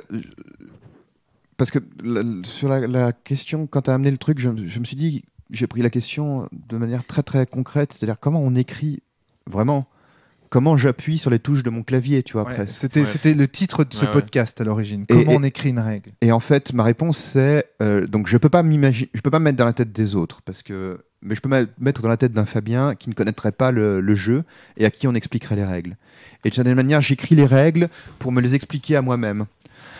Et c'est je dis ça à un double niveau. Il y a un niveau qui est, c'est-à-dire, voilà, si je découvrais le jeu, quelles seraient les règles idéales que j'y trouverais, qui est en fait une technique que j'utilise tout le temps quand je suis beaucoup prof, et puis en plus être prof c'est génétique chez moi, donc ça remonte à des générations. Et donc il a ça dans son ADN. En fait. Oui, c'est ça, j'ai un gène de prof. Ouais. Et ce qui fait que en général, quand je comprends quelque chose, j'essaye de me l'expliquer à moi-même, parce que je me dis, si je dois l'expliquer à quelqu'un d'autre, si j'arrive à me l'expliquer à moi-même, en fait, tu arriveras à l'expliquer à quelqu'un d'autre. Ouais. Et il y a une dimension aussi qui est, voilà, tu crées ton jeu, t'as effectivement une idée de ce que t'aimerais. Moi, j'ai pas une idée de jeu, mais j'ai une idée d'expérience ludique que j'aimerais recréer. Voilà, c'est ça. Et puis, tu vois, j'ai cette expérience ludique, et puis ensuite, je m'explique à moi-même. Oui. Je me dis, Fabien, voilà comment ça se passe. Il y a la technique du canard, il me semble, en programmation. S'il y a des gens qui sont programmeurs, dans les commentaires qui n'hésitent pas. La technique du canard, tu prends un canard et tu lui expliques ton code. Quand tu codes, tu lui dis, alors cette partie-là du code, ça sert à ça permet de faire ça. Et en fait, en expliquant au canard, évidemment, le canard, c'est un jouet, on se comprend. Tu te l'expliques à toi-même et tu rends les choses claires. Et il y a un peu de ça aussi quand tu écris des règles, c'est de te rendre clair à toi-même ce que tu es en train de faire et comment ça va se jouer factuellement. Tu n'as pas peur, du coup, justement, en t'expliquant que à toi-même, de dire, je risque d'être compris que par moi-même. De dire, là, peut-être une subtilité que les joueurs... Non, parce qu'il y a un relecteur qui passe derrière. Alors, il y a de toute façon un travail... Voilà. Le plus gros travail de relecture, c'est effectivement m'assurer que les gens comprennent bien le jeu dans le sens dans lequel ils... Là, il parle vraiment de l'écriture brute, Fabien. Okay. Et après, évidemment, cette peur-là, elle est effacée parce que tu sais que tu vas transmettre ensuite ton livre à un relecteur qui va te donner des retours. Et ensuite, tu modifies. Voilà, c'est ça. Là, mais tu réponds pas vraiment en mettant... Oui, c'est vrai que je réponds pas tout à fait. Mais attends, pour aller juste au bout de la question de Jérémy, j'ai une réponse un peu bête qui est... je me rends compte que ça marche, si tu veux. En général, quand les gens lisent mes règles, je sais que dans l'ensemble, ça va. l'esprit est pas toujours facile à capter. Par exemple, pour Monostatos, je sais que effectivement l'esprit, les règles, respecter les règles à la lettre, ça va, mais respecter l'esprit, c'est plus compliqué. Mais si tu veux, il n'y a pas de mal à arriver à suivre, ce que je raconte. Je sais que par exemple, pour Le Saveur du Ciel, le jeu était fini quasiment en l'écrivant, quoi. Enfin, il était tout de suite propre. Donc oui, je réponds pas tout à fait à ta question. Tu réponds pas tout à fait à ma question. Parce que est-ce que tu t'imagines finalement la question que tu idéale, poses, c'est comment tu écrirais traduis une idée, c'est ça, en règle. C'est ça. Et là, alors, vaste sujet, magie, j'ai envie de dire. C'est là que ça m'étire. Non, alors non, il faut surtout pas répondre magie. Il faut pas répondre magie, parce que répondre magie, ça donne l'illusion qu'on serait des génies au sens romantique, c'est-à-dire, voilà, d'un seul coup, ça m'apparaît, et je sais, quoi, j'ai la métampsychose, comme ça, mon âme me révèle la... C'est magnifique, parce que là, tu es en train de décrire l'expérience que j'ai eue avec le Val. D'accord. Alors, justement, c'est pour ça que ça va être je refuse cette vision en disant non, refuser l'image du génie. Pourquoi ? Parce que le génie, ça exclut. Alors que moi, j'ai tendance à dire travail.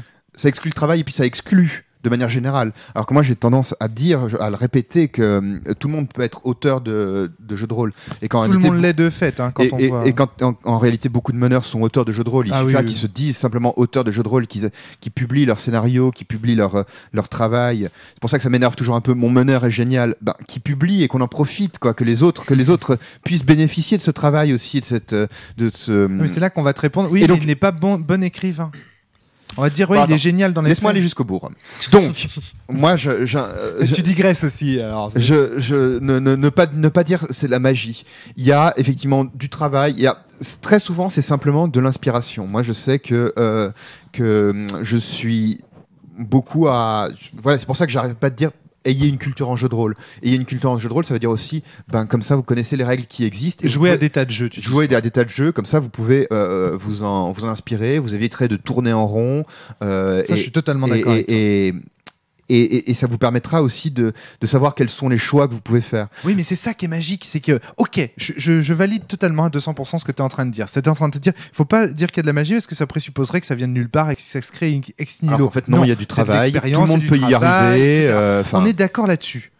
Mais il y a un moment donné, mais c'est ce que m'a dit Flavie sur le Val. Quand j'ai fait les règles du Val, j'ai dit, mais ce jeu, je sais pas, il vient pas de moi, c'est pas possible, il y a un côté. Oui, et Flavie m'a dit, oui, mais ça fait des années que tu joues à Magic, ça fait des années que tu rumines, etc. Oui, n'empêche que j'ai quand même cette intuition que ces règles, enfin, il y a des choses dans ces règles que je n'y ai pas mises. Dans la recherche. Et c'est très mystérieux. Dans la recherche, de temps à autre, tu as effectivement aussi ce qu'on appelle ces coups de génie. Tu vois, le moment où tu dis, ah, mais oui, évidemment, le lien de causalité entre ça et ça, c'est ça. Tu vois. Oui. Et j'avais une prof qui disait, le hasard ne frappe que les esprits préparés. Ah, c'est une belle phrase. C'est-à-dire, oui, il y a des moments où, tu vois, c'est un peu... Ta réponse à tout, Fabien. Cette image de la pomme de Newton, elle est fausse, mais en tout cas, elle représente quelque chose qui est sans doute vrai, qui est que, voilà, ça fait longtemps qu'il revient dessus, et puis d'un seul coup, c'est un peu comme le moment zen, quoi, où tu fais... Ah... Je crois oui. Ouais. Le moment zen, faut peut-être expliquer. Je crois que Rilke évoque ça dans Les Lettres à un jeune poète. C'est possible. Colin, alors là, il faut que vous explicitez vos exemples parce qu'on vous comprend pas. C'est quoi l'exemple du zen ? Le satori, c'est-à-dire le moment où on arrive à dépasser les modes de pensée dans lesquels on était jusque-là et à s'émanciper du samsara, c'est-à-dire... C'est l'exemple du jardinier qui est super parlant, je trouve. Enfin, le type qui tape là dans la cour. Ah oui, le type qui... c'est pas... C'est super exemple. Enfin, c'est un super exemple. Moi, oui, c'est un exemple une illumination dans le zen. C'est quelqu'un qui, pendant des années, bêche son jardin et un jour, il frappe contre une pierre et le bruit de la pierre contre la bêche lui amène le... Sachant qu'il a bêché son jardin pendant des années. Voilà, il y a la même chose pour un jour... Maître Iku qui était un des je tire mon exemple d'une BD, hein. Mais c'est cool. Ciel. Et à un moment, il cherche pendant des années, il n'arrête pas de réfléchir, et un jour, il est couché dans une barque, la nuit tombe, et il entend un corbeau croisser. Et d'un seul coup, ah mais oui, évidemment. L'être humain est libre, quel bruit fait le corbeau qui ne croise pas. Enfin, d'un seul coup... comprend des... Voilà, c'est ça. Mais tout ça, ça ne peut arriver... que parce qu'il y a réfléchi pendant des années, voilà. ou médité, ou qu'il l'a ruminé. De la même manière que Mendeleïev a eu une vision du tableau de Mendeleïev, du tableau périodique des éléments en rêve. Comme la formule du benzène aussi. C'est pas lui qui l'a. Enfin, mais c'est parce que, ben voilà, à force de saturer ton esprit tout le temps des mêmes réflexions, au bout d'un moment, l'inconscient travaille pour toi, quoi. Et donc, du coup, tu as l'impression que ce n'est pas toi, mais au final, c'est quand même ton esprit qui l'a ruiné. C'est comme quand tu freines, il y a un objet qui arrive sur la route. L'exemple est particulièrement bon parce que justement, dans le zen, il faut se débarrasser de la pensée logique, corticale, habituelle. Vachement intéressant. Et Colin, tu citais une référence que je n'ai pas entendue. Ouais, mais c'était juste pour. Mais si, mais continue. C'était juste une référence. C'était pour parler de l'esprit préparé qui peut recevoir cette espèce de coup de génie. D'accord. Je parlais de Rilke dans Les Lettres à un jeune poète. Rilke, je pense qu'il évoquait ça. Ok. Très bien. Mais alors, pour le Val, alors je reviens sur le Val parce que je trouve que c'est un exemple qui est. Alors, déjà, le Val, Jérémy, toi qui connais bien le jeu. Un jeu d'esprit ou un jeu de règles. C'est-à-dire, pour moi, il me semble que justement, si on devait définir ça en termes de curseur, il me semble que le Val, c'est typiquement un jeu dans lequel l'esprit et les règles... Tu peux jouer l'un ou l'autre. Tu peux jouer l'un ou l'autre, et tu peux jouer aussi au milieu. Ouais. En tout cas, c'est vrai. Les règles du Val sont élégantes. Dans le sens où tu arrives à avoir un jeu riche. Et c'est ça que je ne comprends pas. Et en même temps, facile à expliquer. Non, parce que tu utilises bien les symboles comme il faut. Après, en effet, tu as dû... Romaric, tu as joué pendant 20 ans... Tu connais Magic, tu sais les points forts de Magic, tu connais les points faibles de Magic. Tu t'es dit, tiens... C'est totalement inconscient. Enfin, je suis sûr. Mais je veux bien y croire. Mais et à un moment, tu t'es dit, tiens, est-ce que je peux faire un jeu de combat avec 52 cartes classiques? Et ça fonctionne. Tu as réussi à le faire fonctionner. Parce que ça devait être un pari difficile. Alors, je sais pas comment c'est venu, quoi que ce soit, c'est pas le problème. Donc, au niveau mécanique, le jeu fonctionne.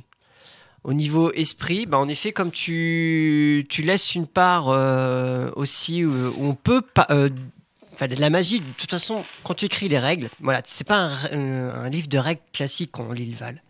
T'as une histoire derrière.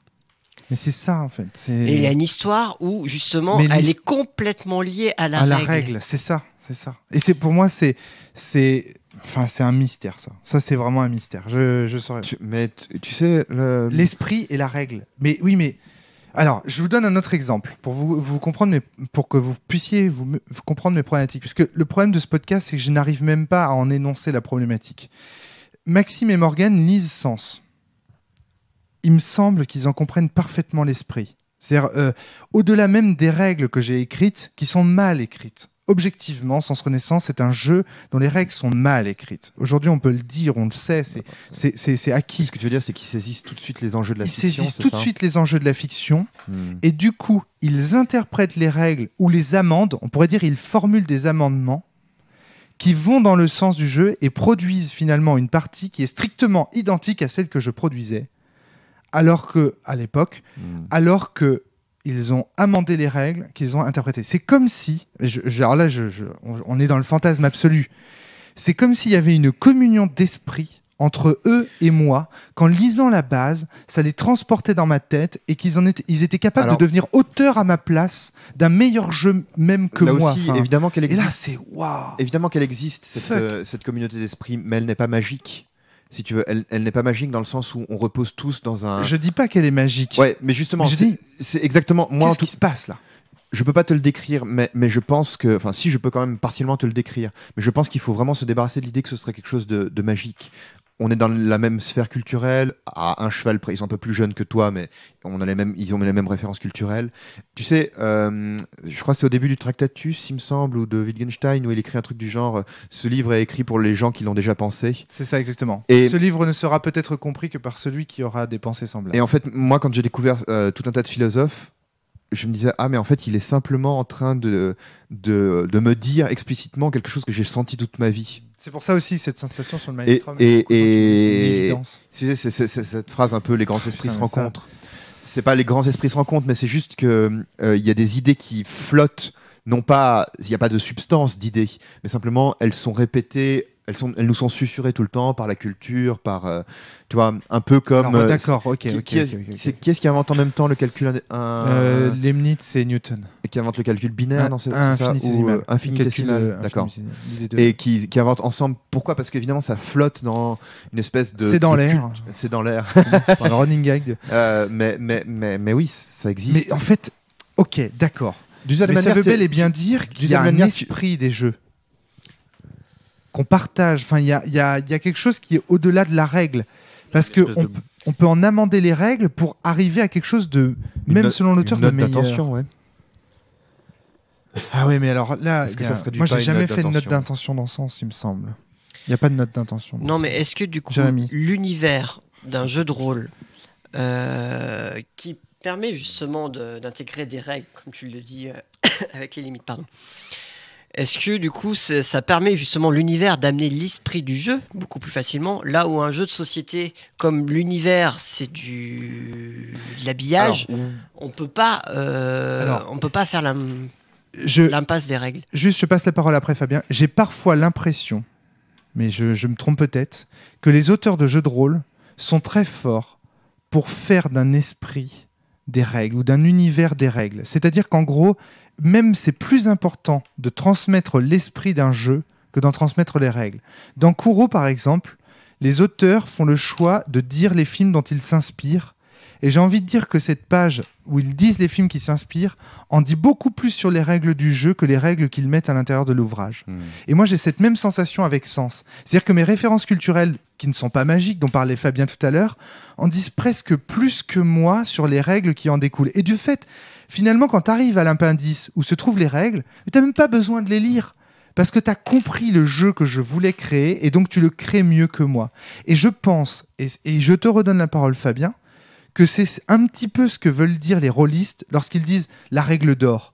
Lorsqu'ils disent ouais, bon, ces règles, vous savez, c'est pas grave. Ce qui compte, c'est que vous ayez saisi l'esprit de mon jeu. Alors, ce que dit la règle d'or, c'est pas exactement. Oui, la non, règle je d'or, sais, c'est. je transforme un petit peu, mais j'ai l'impression que c'est un peu ça qui est caché. Et c'est Il vaut mieux s'amuser que respecter les règles. Alors, ce n'est pas exactement ce que tu dis. Toi, tu dis il vaut mieux être dans l'esprit des règles que dans leurs lettres. Mais j'ai la sensation que les gens qui soutiennent que le MJ est tout puissant et que le MJ doit adapter les règles. C'est le MJ qui est garant de l'esprit. Voilà, c'est ça. J'ai la sensation que l'idée, c'est que il y a quelqu'un qui a lu les bases du jeu et donc a l'idée de ce qu'est l'esprit du jeu et donc est plus à même que les règles elles-mêmes et que l'auteur lui-même à transmettre l'esprit du jeu à des gens. Et puis il y a une autre dimension aussi, que l'esprit du jeu émerge de la manière dont le MJ a assimilé tout cela, mais aussi de la manière dont les joueurs ensuite improvisent et assimilent à leur tour. Et que du coup, ce qui pose problème lorsque nous deux, Fabien et moi, on parle, quand on dit c'est important de respecter nos règles, c'est que j'ai la sensation que ces gens ont l'impression qu'on leur dit c'est important que vous respectiez que vous ayez notre esprit. Et c'est pour ça qu'on nous juge comme des auteurs un peu tyranniques. Cela dit, moi, c'est ce que je pense. Ouais. Oui, non, mais bien sûr. C'est important de respecter les règles. Mais oui, mais si tes règles sont bien faites, nulle raison de les amender. Exactement. Bon, ça, c'est ça ce qui est derrière. C'est-à-dire, quand on dit ça, ce qu'il faut comprendre aussi, c'est qu'on dit ça dans un contexte qui est le fameux contexte de la règle d'or, qui est non, mais les règles, on s'en fout, quoi. Non, nous, justement, ce qu'on vous dit, c'est on a vraiment pensé ces règles et elles ont un sens. Donc, s'il vous plaît, ne les amendez pas, ou en tout cas, ne les amendez qu'en connaissance de cause et en ayant déjà testé ce qu'on a fait jusque-là, tu vois. Ouais, parce que régulièrement dans les podcasts, et c'est ce qui sonne comme un paradoxe pour mes auditeurs qui m'envoient des mails et qui me parlent de ça, ils disent oui, mais vous, dans les podcasts, pendant les one-shots, ça arrive très souvent, hein, Fabien Invine, de dire si vous voulez tirer la quintessence de Polaris, modifiez cette règle-là, faites ça. Par exemple, dans le podcast sur Blitzstage, on le fait régulièrement. Je sais, mais aussi parce que voilà, on a joué très très longtemps au jeu avec les règles et qu'au bout d'un moment, effectivement, tu comprends. Tu comprends l'esprit, tu vois. Ouais, c'est ça. Il y a quelque chose là. Enfin, on touche un concept du doigt là. Tu crois là, pas tu vas un peu vite à ton concept. Moi, je dirais que c'est pas forcément qu'on comprend l'esprit, c'est que on connaît les endroits où ça bloque, en tout cas avec des joueurs français, avec les joueurs tels que ceux qui m'entourent. Donc, j'ai envie de dire, non, cette règle-là, elle permet de... Après, encore une fois, pour moi, il y a une différence entre les règles Stage, en plus, c'est un jeu by qui the book. n'était pas terminé par en plus, il Ben dit lui-même. Alors, puis encore une fois, il y a une différence pour moi entre la base d'un jeu, les règles qui sont énoncées, et les règles telles qu'elles sont appliquées autour de la table. Alors moi j'appelle les règles dans la base les règles et les règles telles qu'elles sont appliquées le système en fait. Bon, la difficulté c'est qu'il y a la dimension culturelle aussi, tu vois. Oui, voilà, c'est pour ça. Tu joues sans doute. Je suis à peu près certain qu'on joue pas de la même manière de ce côté-ci de l'Atlantique que aux États-Unis, et sans doute pas partout de la manière hétérogène aux États-Unis, pas partout de la même manière au Japon ou dans les autres pays où on fait du jeu de rôle. Je sais pas quelles sont les grandes communautés de jeux de rôle dans le monde, mais enfin, on joue certainement pas tous de la même manière. Je voudrais juste revenir sur ce que disait Jérémy. Je conteste quand même l'idée que l'esprit du jeu serait dans l'univers. Ce qui est dans l'univers, certainement, c'est un ton. Un espèce de ton esthétique, comme éventuellement un canon, tu vois. Si tu décris l'univers de Star Wars, bon, c'est un exemple qui a des limites, mais j'en ai pas de meilleur. C'est les films. Alors, l'univers de Star Wars, donc, c'est du space-up classiquissime avec en plus la force. Non, en fait, attends. Et donc il y a un canon. C'est du space-up classiquissime, c'est que c'est l'inventeur du style. Ça existait déjà en littérature avant. Ok, bon ben pour moi c'est l'inventeur du space opera Star Wars, mais c'est peut-être c'est mon vécu. C'est peut-être celui qui l'a popularisé, qui l'a apporté. Voilà. Bon, je suis pas mon vécu pour l'histoire. T'as peut-être raison, je suis pas expert de SF. Enfin bon, on s'en fout.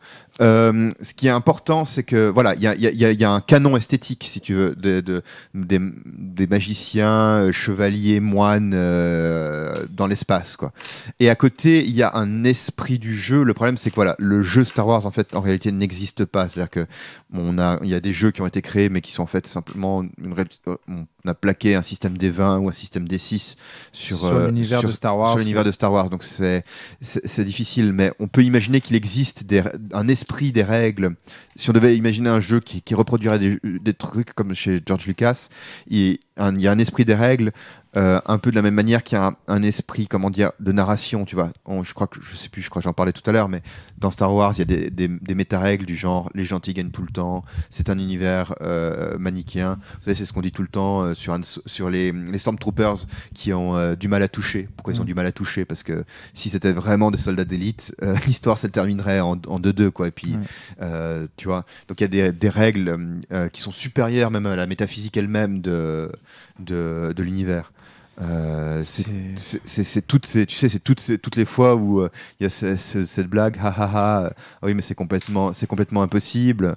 Ben non, c'est pas que c'est complètement impossible, c'est juste que il y a des règles de narration d'une certaine manière. Alors, qui sont plus fortes que... Donc l'univers Donc ce que je veux dire, c'est que l'univers, à mon avis, ne retranscrit pas ou pas tout seul, tu vois. Il n'est pas le seul garant de l'esprit, c'est ça que tu veux dire. Mais il peut même ne pas donner l'esprit du tout, si tu veux. Alors où se trouve l'esprit? Eh ouais. Et c'est ça, ce truc, c'est le mindfuck, quoi. Ça fait exploser la boîte crânienne. Ce qui est compliqué, c'est que parfois, qui est le mieux placé. Mais ça, on en revient à la truc de Wittgenstein avec ses histoires de scarabée. Qui a le plus d'autorité pour dire ce qu'est mon esprit, sachant qu'on n'en a qu'une seule expérience. Là, c'est la conscience. C'est la conscience chez Wittgenstein, je sais bien, mais là, c'est un peu pareil. C'est-à-dire qu'on se retrouve. Qui est dépositeur de l'esprit? Chez Wittgenstein, la réponse, c'est moi. Oui, c'est moi, puisque je suis le seul à pouvoir ouvrir la boîte et regarder le scarabée. Donc, alors ça, il faut l'expliquer. Alors, c'est une métaphore. C'est une métaphore de ce que. Avec des gens qui sont assis en cercle. Et puis, en fait, chacun a une boîte avec un scarabée. Et chacun ne peut regarder que dans sa boîte. Son scarabée, il peut pas le décrire, il peut le décrire aux autres, mais il peut pas regarder celui des autres. Et les autres ne peuvent pas regarder. Et c'est même pas sûr que ce qui se trouve dans la boîte, ça ait vraiment la gueule d'un scarabée. C'est peut-être une souris. Et donc chacun décrit le sien. Et puis, plus ou moins, on se met d'accord sur ce que c'est. C'est la même chose avec nos consciences.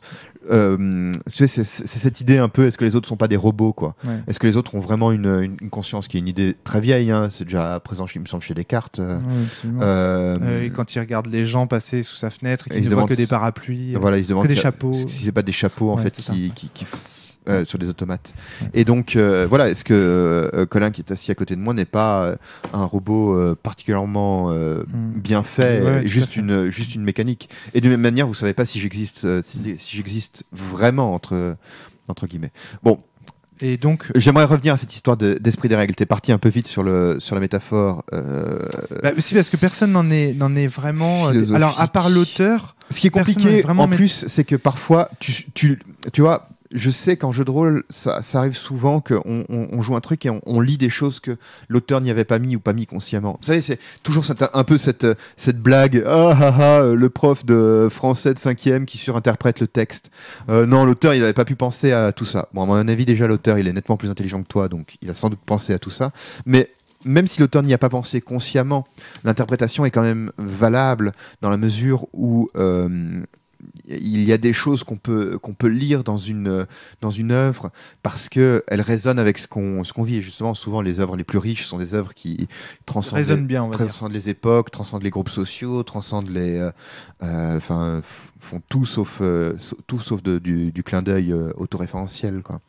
Ouais, et c'est un peu cette complexité-là qui est, tu vois, parfois tu relis une œuvre et dans cette œuvre, il y a suivant le sens. En fait, c'est un peu le sens que tu donnes à l'œuvre. Tu vois, l'esprit, c'est un peu le sens que tu donnes. Mais justement, chacun. Comme le sens d'un objet ou comme le sens de la vie. Comme tu vois, on en vient encore à la mort de l'auteur, à toutes ces questions. C'est ça, moi, qui. Il y a un texte. Enfin bon, on va m'accuser encore après d'accumuler des références, c'est pas grave. Vas-y, Jérémy, tu voulais intervenir. Oui, donc du coup, je me demandais en fait si l'esprit n'était pas justement dans le fameux triptyque règles, univers, matériel. Est-ce que l'auteur a envie de donner de l'esprit et utilise tout ce qu'il est possible de faire pour amener cet esprit? Je pense à la rose pour toi, Colin, qui est sur la table. Ouais. Ce n'est pas un hasard si cette rose est là. Donc il y a une rose pendant les parties dans le jeu de Colin, donc, une rose pour l'empereur, il y a une rose réelle au milieu de la table. Est-ce que ça fait pas partie de l'esprit? Et pour le coup, on utilise un matériel. Vademecum aussi, je me souviens qu'on utilisait des dés et pour il y avait un gros dé au milieu de la table et justement, il était important que ça soit un gros dé. Et donc pareil, il avait un message sûrement derrière tout ça. Christophe dans Innommable qui précise qu'il faut que les dés soient jetés dans un bol pour que ça fasse du bruit. Pour que ça résonne comme une horloge. Comme une horloge, ouais. Et ça peut être, je pense aussi, pour aller un peu dans ton sens, un mélange de tout ça. C'est-à-dire mais c'est exactement ce qu'il dit. Ouais. En fait, on a trois claviers. On a 3 gammes. On a, selon la théorie de Jérémy, toujours, on a le matériel, on a la mécanique, on a la thématique. Ouais. Et puis, dans le fond, pour transmettre l'esprit, c'est l'intégralité de la mélodie, on joue sur ces 3 Mais là, claviers. on est déjà en train de dire que l'esprit, c'est l'auteur qui le crée. Sauf qu'en fait, c'est pas sûr, tu vois. Il y a parfois des gens qui reprennent un... Tu sais, il y a des œuvres qui deviennent très célèbres parce que les gens y lisent quelque chose de très très personnel. Par exemple... les Shadocks. Moi, les Shadocks, pour moi, c'est un exemple de ça. Ouais. C'est-à-dire qu'en fait, je pense pas que l'auteur ait consciemment voulu représenter les carcans de la société française pendant mai 68 ou au cours des années 70. Il voulait juste raconter une histoire rigolote. Non, il voulait... Ouais, voilà, c'est ça. En même temps, avec une petite satire de la société, discretos, faire des références et tout ça. Et de fil en aiguille, le feuilleton est devenu l'image de la société française de cette époque. Les Shadocks Je sais que par exemple le Loup des steppes de Hermann Hesse est un livre qui a connu plusieurs il est connu dans les années 30 au moment où il est sorti une grande célébrité et dans les années 70 à nouveau il a connu une grande célébrité à tel point qu'il y a un groupe de rock il me semble qui a pris son nom. D'accord. Steppenwolf enfin bon. Ouais. Et que, si tu veux, sans doute dans les années 70, nécessairement, les gens y ont lu des choses que l'auteur ne pouvait pas avoir mis, puisque c'était un homme des années 30. Ben oui.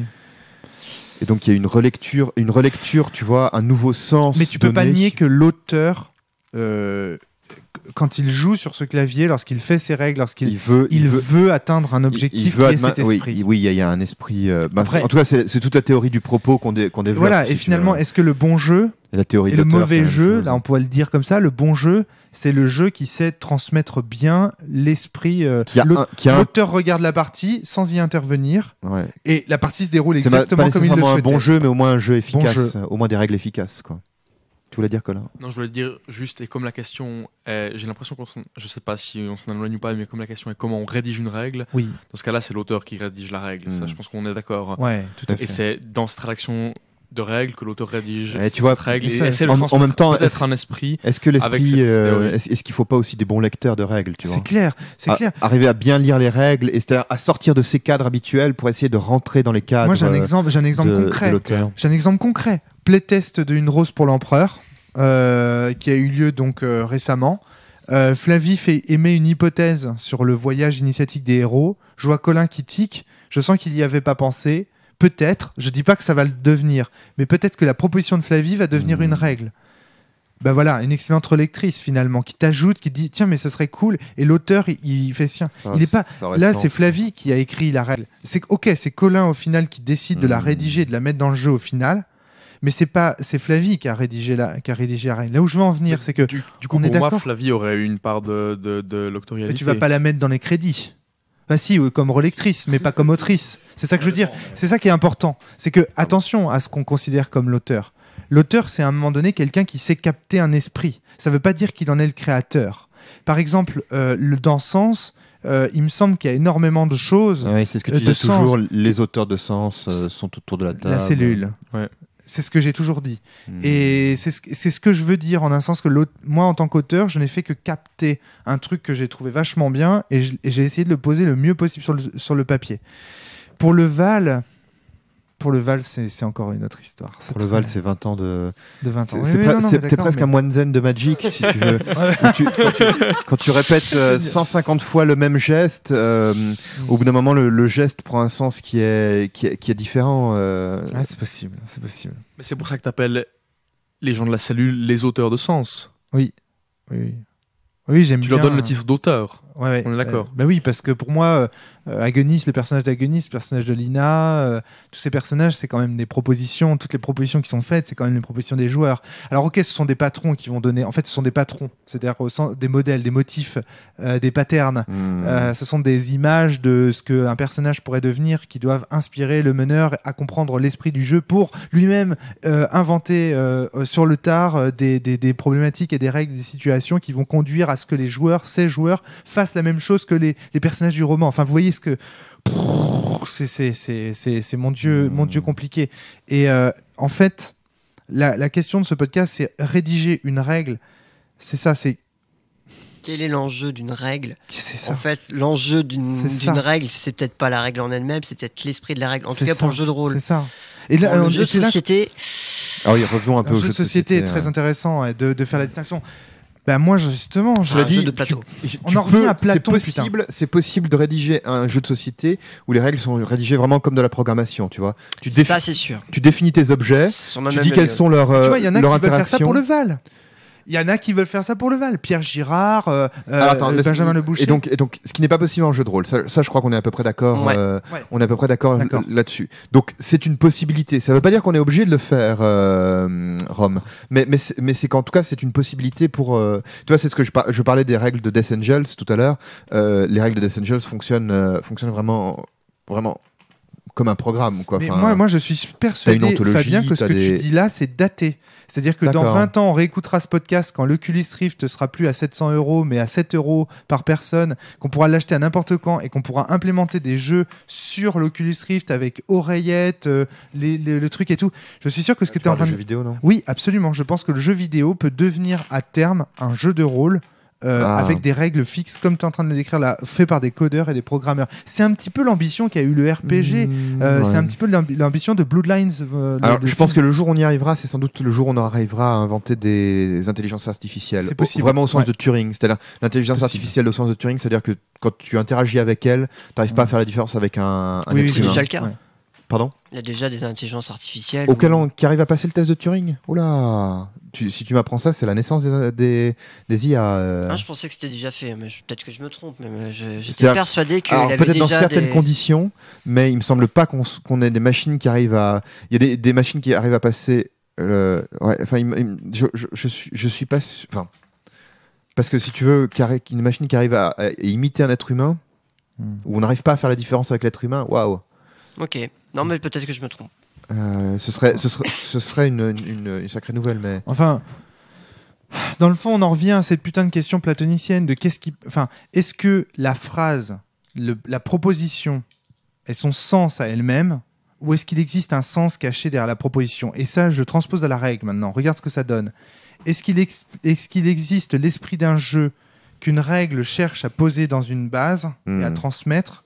Ou alors est-ce qu'il n'y a juste que des règles posé sur une Bah, base. J'ai l'impression que qui pour le jeu donne de lieu rôle, à un esprit. on est arrivé à Donne montrer lieu à un qu'il y a esprit. un esprit, mais que cet esprit peut être créé soit par le meneur de jeu, soit par les gens qui jouent au jeu, soit par des gens qui analysent le jeu. Il n'est pas fixe, Ouais. En il n'est tout pas cas, unique. voilà, moi, Mais il c'est- existe, mais il n'est Dans- pas unique. Alors, dans le jeu de plateau, maintenant, moi, j'ai l'impression, mais je peux me tromper, que dans le jeu de plateau, ce qui est premier, c'est la mécanique. Ce qui est premier, c'est l'expérience de Sauf jeu. pour Antoine Boza. Alors, comment ça, sauf Je pour Antoine Boza? J'ai la sensation que dans les jeux d'Antoine Boza, c'est l'esprit qui est premier. Mais je peux me tromper. Alors, J'ai la sensation, par exemple, que dans Anabis, ce qu'il cherche à montrer, c'est que l'amitié entre les gens, la complicité entre les gens crée des belles choses, des Ouais, beaux j'en feux suis d'artifice. pas du tout convaincu. Alors, J'ai la sensation. dans C'était ces ma cas-là, sensation, pour ouais. moi, l'enjeu du jeu de plateau, c'est clairement l'expérience de jeu. Donc, c'est l'esprit qui reste toujours important. La mécanique n'est que là pour essayer d'apporter un esprit de jeu, une expérience de jeu. Ouais. Donc, il n'y a pas que Antoine Boza. Non, non. Je pense que tous les auteurs, en tout cas, tous les grands noms, tous les jeux que j'ai pu tester ces 5 dernières années, ont tous voulu mettre un esprit Alors, dans le jeu. ok. Ça Stop. dit quelque chose aussi. Ouais, Fabien. je t'en prie. Alors, C'est juste pour dire que j'ai sur joué le- à très peu de jeux de société et que c'était un gros pouf, que c'était une J'ai- merde ce que j'ai dit ça. je me J'admire demande. Antoine Boza. Je me demande si justement dans le jeu de rôle, il y a pas on n'a pas un peu ce fantasme inconscient collectif d'avoir des jeux de rôle dans lesquels il n'y aurait que l'esprit, tu vois. C'est un peu le fantasme du jeu de rôle sans règles. Les règles dans le Oui. jeu, les règles dans le jeu de rôle, Oui. c'est un côté un peu vulgaire, tu vois. Ouais. Il y a toujours cette phrase, Je plus ouais, ne sois. laissez pas les dés se mettre en travers de la fiction ou du fun. Ouais. À mon avis, bon, moi je continue à penser que dans le jeu de rôle, les règles construisent la fiction et permettent en fait de décentrer les joueurs pour les amener à créer d'autres choses, à se dépasser. Et c'est pour ça que les règles sont importantes. Alors que dans le jeu de société, tu vois, personne n'ira jamais dans le jeu de société, ne laissez pas les règles se mettre en travers du fun. Non, dans le jeu de société, si les règles, si un jeu produit pas de Ouais. fun, c'est que les règles sont mauvaises. Point. Tout à fait. Tu vois. C'est Bruno Encore Catala. pardon. que l'expérience, l'exemple de Pete que tu donnais tout à l'heure tendrait à me contredire, mais Bruno Catala. Bruno Catala, donc un auteur de jeux français, dans son blog, il indique trois choses très importantes dans un jeu: la frustration, la tentation, et je crois que le dernier c'est la satisfaction. Et il cherche à marier ces trois aspects-là pour faire son jeu. Et tous ces jeux se basent sur ces trois aspects-là. Et tu vois, là, il me semble que ce que fait Bruno Catala à ce moment-là, c'est qu'il est en train de dire les trois esprits de tous ces jeux. C'est ça. C'est qu'en fait, il est en train de dire mes jeux sont un mélange de frustration, il est en train de donner en fait les émotions. Je me demande si Fred était là, s'il nous dirait pas que finalement l'esprit dont on parle depuis tout à l'heure, c'est pas le vide fertile. En fait. Non. Ça, Non. j'y réfléchissais tout à l'heure. Ouais, justement. Je Alors me posais la quelle est ta question, réponse le vide fertile, c'est encore autre chose. Le vide fertile, donc pour rappeler, c'est la dynamique sociale qui se crée lorsqu'on fait fonctionner les règles. Quand on dit que on ne peut pas connaître un jeu de rôle sans y avoir joué, c'est exactement de ça dont on veut parler. C'est-à-dire qu'il y a un effet émergent des règles. Un effet émergent des règles, c'est que c'est un effet qu'on ne peut pas voir au départ par les règles. Donc des exemples de ça, c'est le fait de se retrouver au cœur de dilemme dans Dogs. De dilemmes Ouais. très complexes, très profonds, très humains. Dans Prosopopée, c'est ce moment où d'un seul coup on flotte. On n'est plus soi-même, et- on peut le dire. on flotte on et puis contemple. on contemple, tout prend du sens, même les propositions les plus surréalistes. Ouais. Il y a un peu la même sensation, mais de manière Dans beaucoup plus, innommable, de façon ouais, beaucoup plus horrifique. beaucoup plus délirante. Dans ce sens, c'est le fait que les gens finissent par se poser des questions philosophiques, même s'ils Ils le ne veulent souhaitaient pas. pas forcément. Le vide fertile, ça peut être un endroit où se loge l'esprit. Tu vois, c'est pour ça que tout à l'heure je disais que les trois dimensions Mais ce dont n'est parlait pas Jérémy étaient de cet ordre-là. Mais c'est pas oui. nécessairement, quoi. Et puis comme en plus il y a des jeux qui ont pas de vide fertile, ils doivent quand même avoir un esprit, ces jeux-là, quoi. Donc Bah, faire du fric, non. non, pas nécessairement. C'est pas non, là tu trolles. Non, je troll. tu trolles, bien, Henrik. sûr, bien sûr, évidemment. Donc, à ton avis, que voulait dire Bruno Catala par là, par le fait qu'il y avait un triptyque? Est-ce qu'il disait qu'il fallait jouer du coup sur les règles pour engendrer ces trois notions-là, pour créer du jeu de société ou pour créer ses jeux à lui? Alors, en tout cas, pour ces jeux à lui. Voilà, c'est ça. Ça, c'est ses bases à lui, Intéressant. et après, on en fait ce qu'on en veut. Mais c'est vrai que du coup, ces jeux fonctionnent bien là à l'heure actuelle. Il a plusieurs prix, tant mieux pour lui. C'est vrai, en effet, il les mérite en plus. Mais je pense, en fait, il a utilisé il a fait plusieurs jeux. Je sais pas combien de jeux il a fait, mais sûrement plus d'une trentaine facile. Et donc à chaque fois, c'est des règles différentes. Et pourtant, il a toujours cette triptyque qui doit le tenir à cœur et qui fait ses jeux. Donc, au bout du compte... Attention à ne pas trop jouer avec ton micro, parce qu'on entend... L'importance... En fait, maintenant, je me pose la question, quel est l'enjeu d'une règle, quel est l'enjeu d'un jeu ou des choses comme ça. On parle donc d'esprit, mais du coup, on pourrait presque dire, mais oui, en effet, à quoi sert la règle, au bout du compte, si on n'a que l'esprit? Parce que ouais, c'est... Je comprends pas vraiment. Bah Moi, si, j'ai l'impression parce que les règles créent l'esprit, ou en tout cas sont un support oui, de c'est ça. transmettre l'esprit. Ouais, d'une ouais, manière. c'est ça. Je pense que les règles sont là juste pour transmettre l'esprit, mais en effet, les règles Pour en l'acter elles-mêmes ne aussi en cours de la suffisent pas. partie. Ouais. Le matériel peut aussi en faire partie, l'univers peut en faire partie. Et en fait, tout peut en faire partie. Et l'auteur, son objectif, c'est de dire, bon, bah voilà, je peux manipuler des choses. Pour un jeu de société, l'éditeur va aussi pouvoir jouer là-dessus. C'est pour ça qu'il va y avoir sûrement beaucoup de discussions entre l'auteur et l'éditeur pour se dire, voilà comment on veut notre jeu. Et voilà quel esprit de jeu on veut mettre pour avoir telle expérience de jeu. Moi, je vois les règles comme du matériel conducteur, exactement comme du cuivre ou des fils en fait qui transmettent quelque chose. Pourquoi ? Parce que c'est vrai qu'on pourrait se dire ce soir, allez, ayons une bonne discussion philosophique au lieu de jouer à Sens. Allez, imaginons qu'on vole dans les airs et que des montagnes défilent sous nos yeux au lieu de jouer à Prosopopée. Allez, faisons des cadavres exquis au lieu de jouer à Innommable. C'est vrai qu'on pourrait faire ça. On pourrait directement... Ce que tu dis, c'est un peu la critique des gens qui disent non, mais on n'a pas besoin de règles. Bah non, le problème c'est que sans ces règles, on n'arrive pas à... En fait, il y a des gens qui ne peuvent pas faire ça. Si tu proposes une conversation philosophique à certaines personnes, elles n'accepteront pas. Par contre, il y a beaucoup de gens qui acceptent de faire du jeu de société.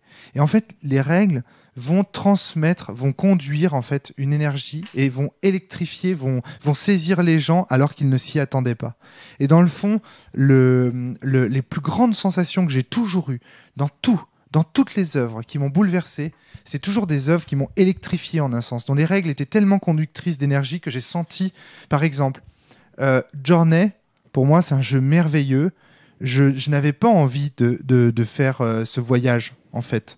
Mais voilà, par les règles, je me suis dit, oh, c'est rigolo, on flotte dans le sable. Comme c'est doux. Et tranquillement, je fais le jeu et je m'en prends plein la gueule. Et à un moment donné, je suis bouleversé. Dans Sens, cette sensation que j'ai eue en tant que MJ dans Blue Sky, quand les personnages rentrent dans le corps des joueurs, je la décris un peu vaguement pour pas trop spoiler les gens qui voudraient faire. Il y a eu un moment donné où j'ai senti mes poils se hérisser, vous savez.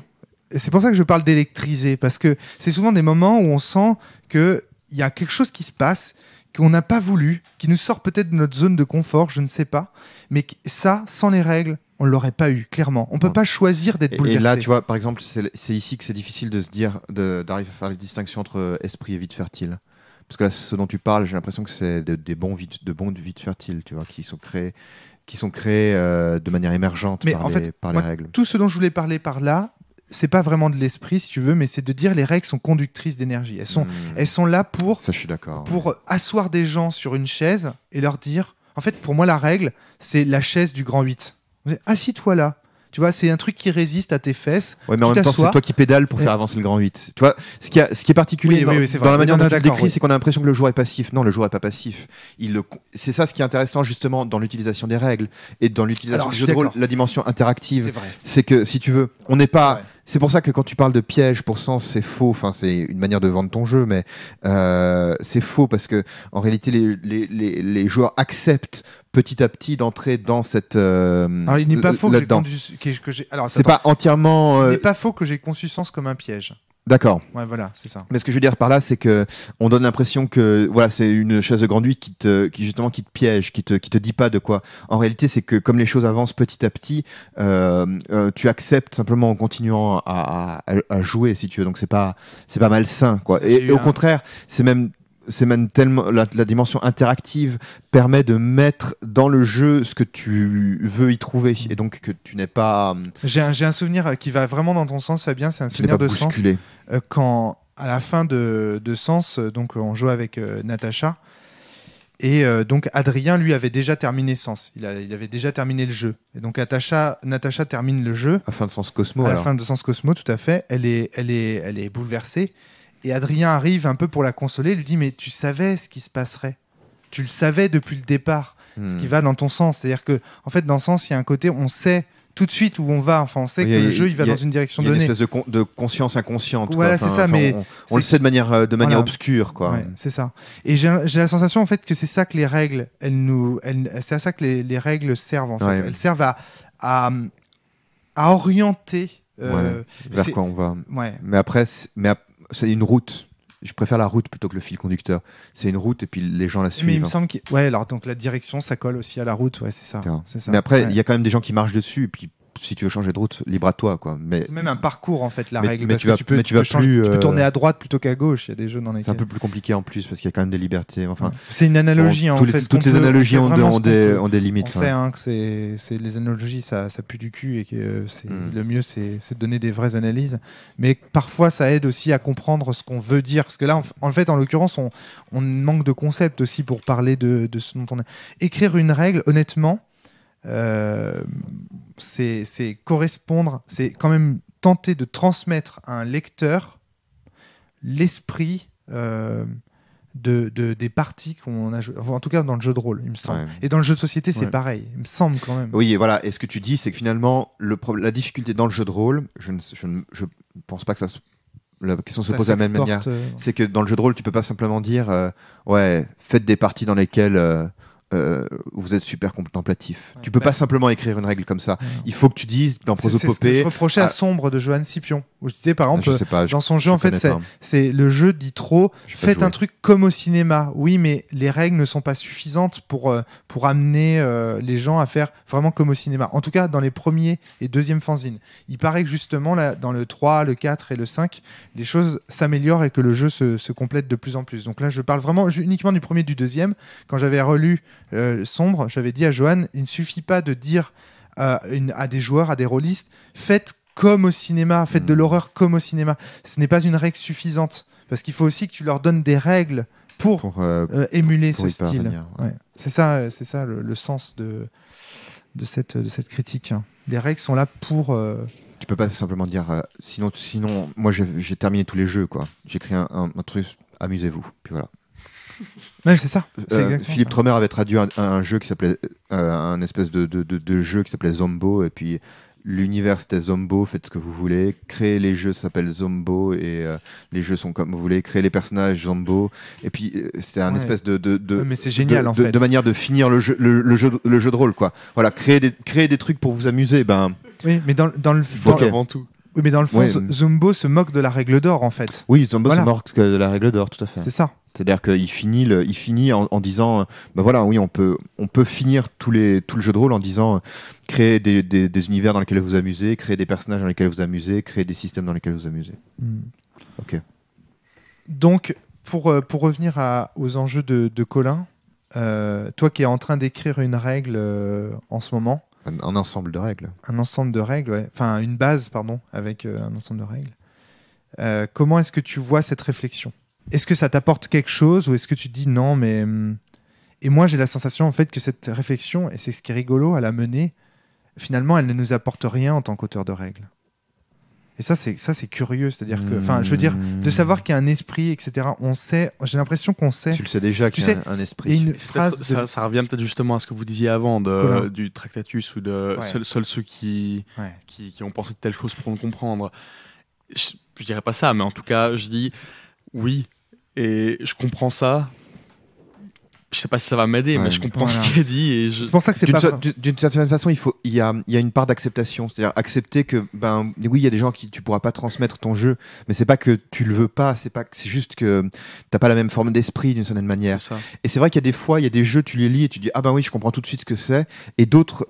Il faut que mais c'est vrai en philo, ou c'est vrai dans des raisonnements, c'est vrai en poésie aussi. Oui, mais tu vois, Fabien, où t'es obligé parfois de plier ta manière de penser à la façon dont l'auteur pense. Parfait.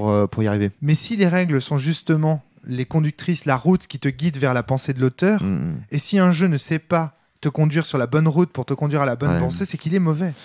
Oui et non.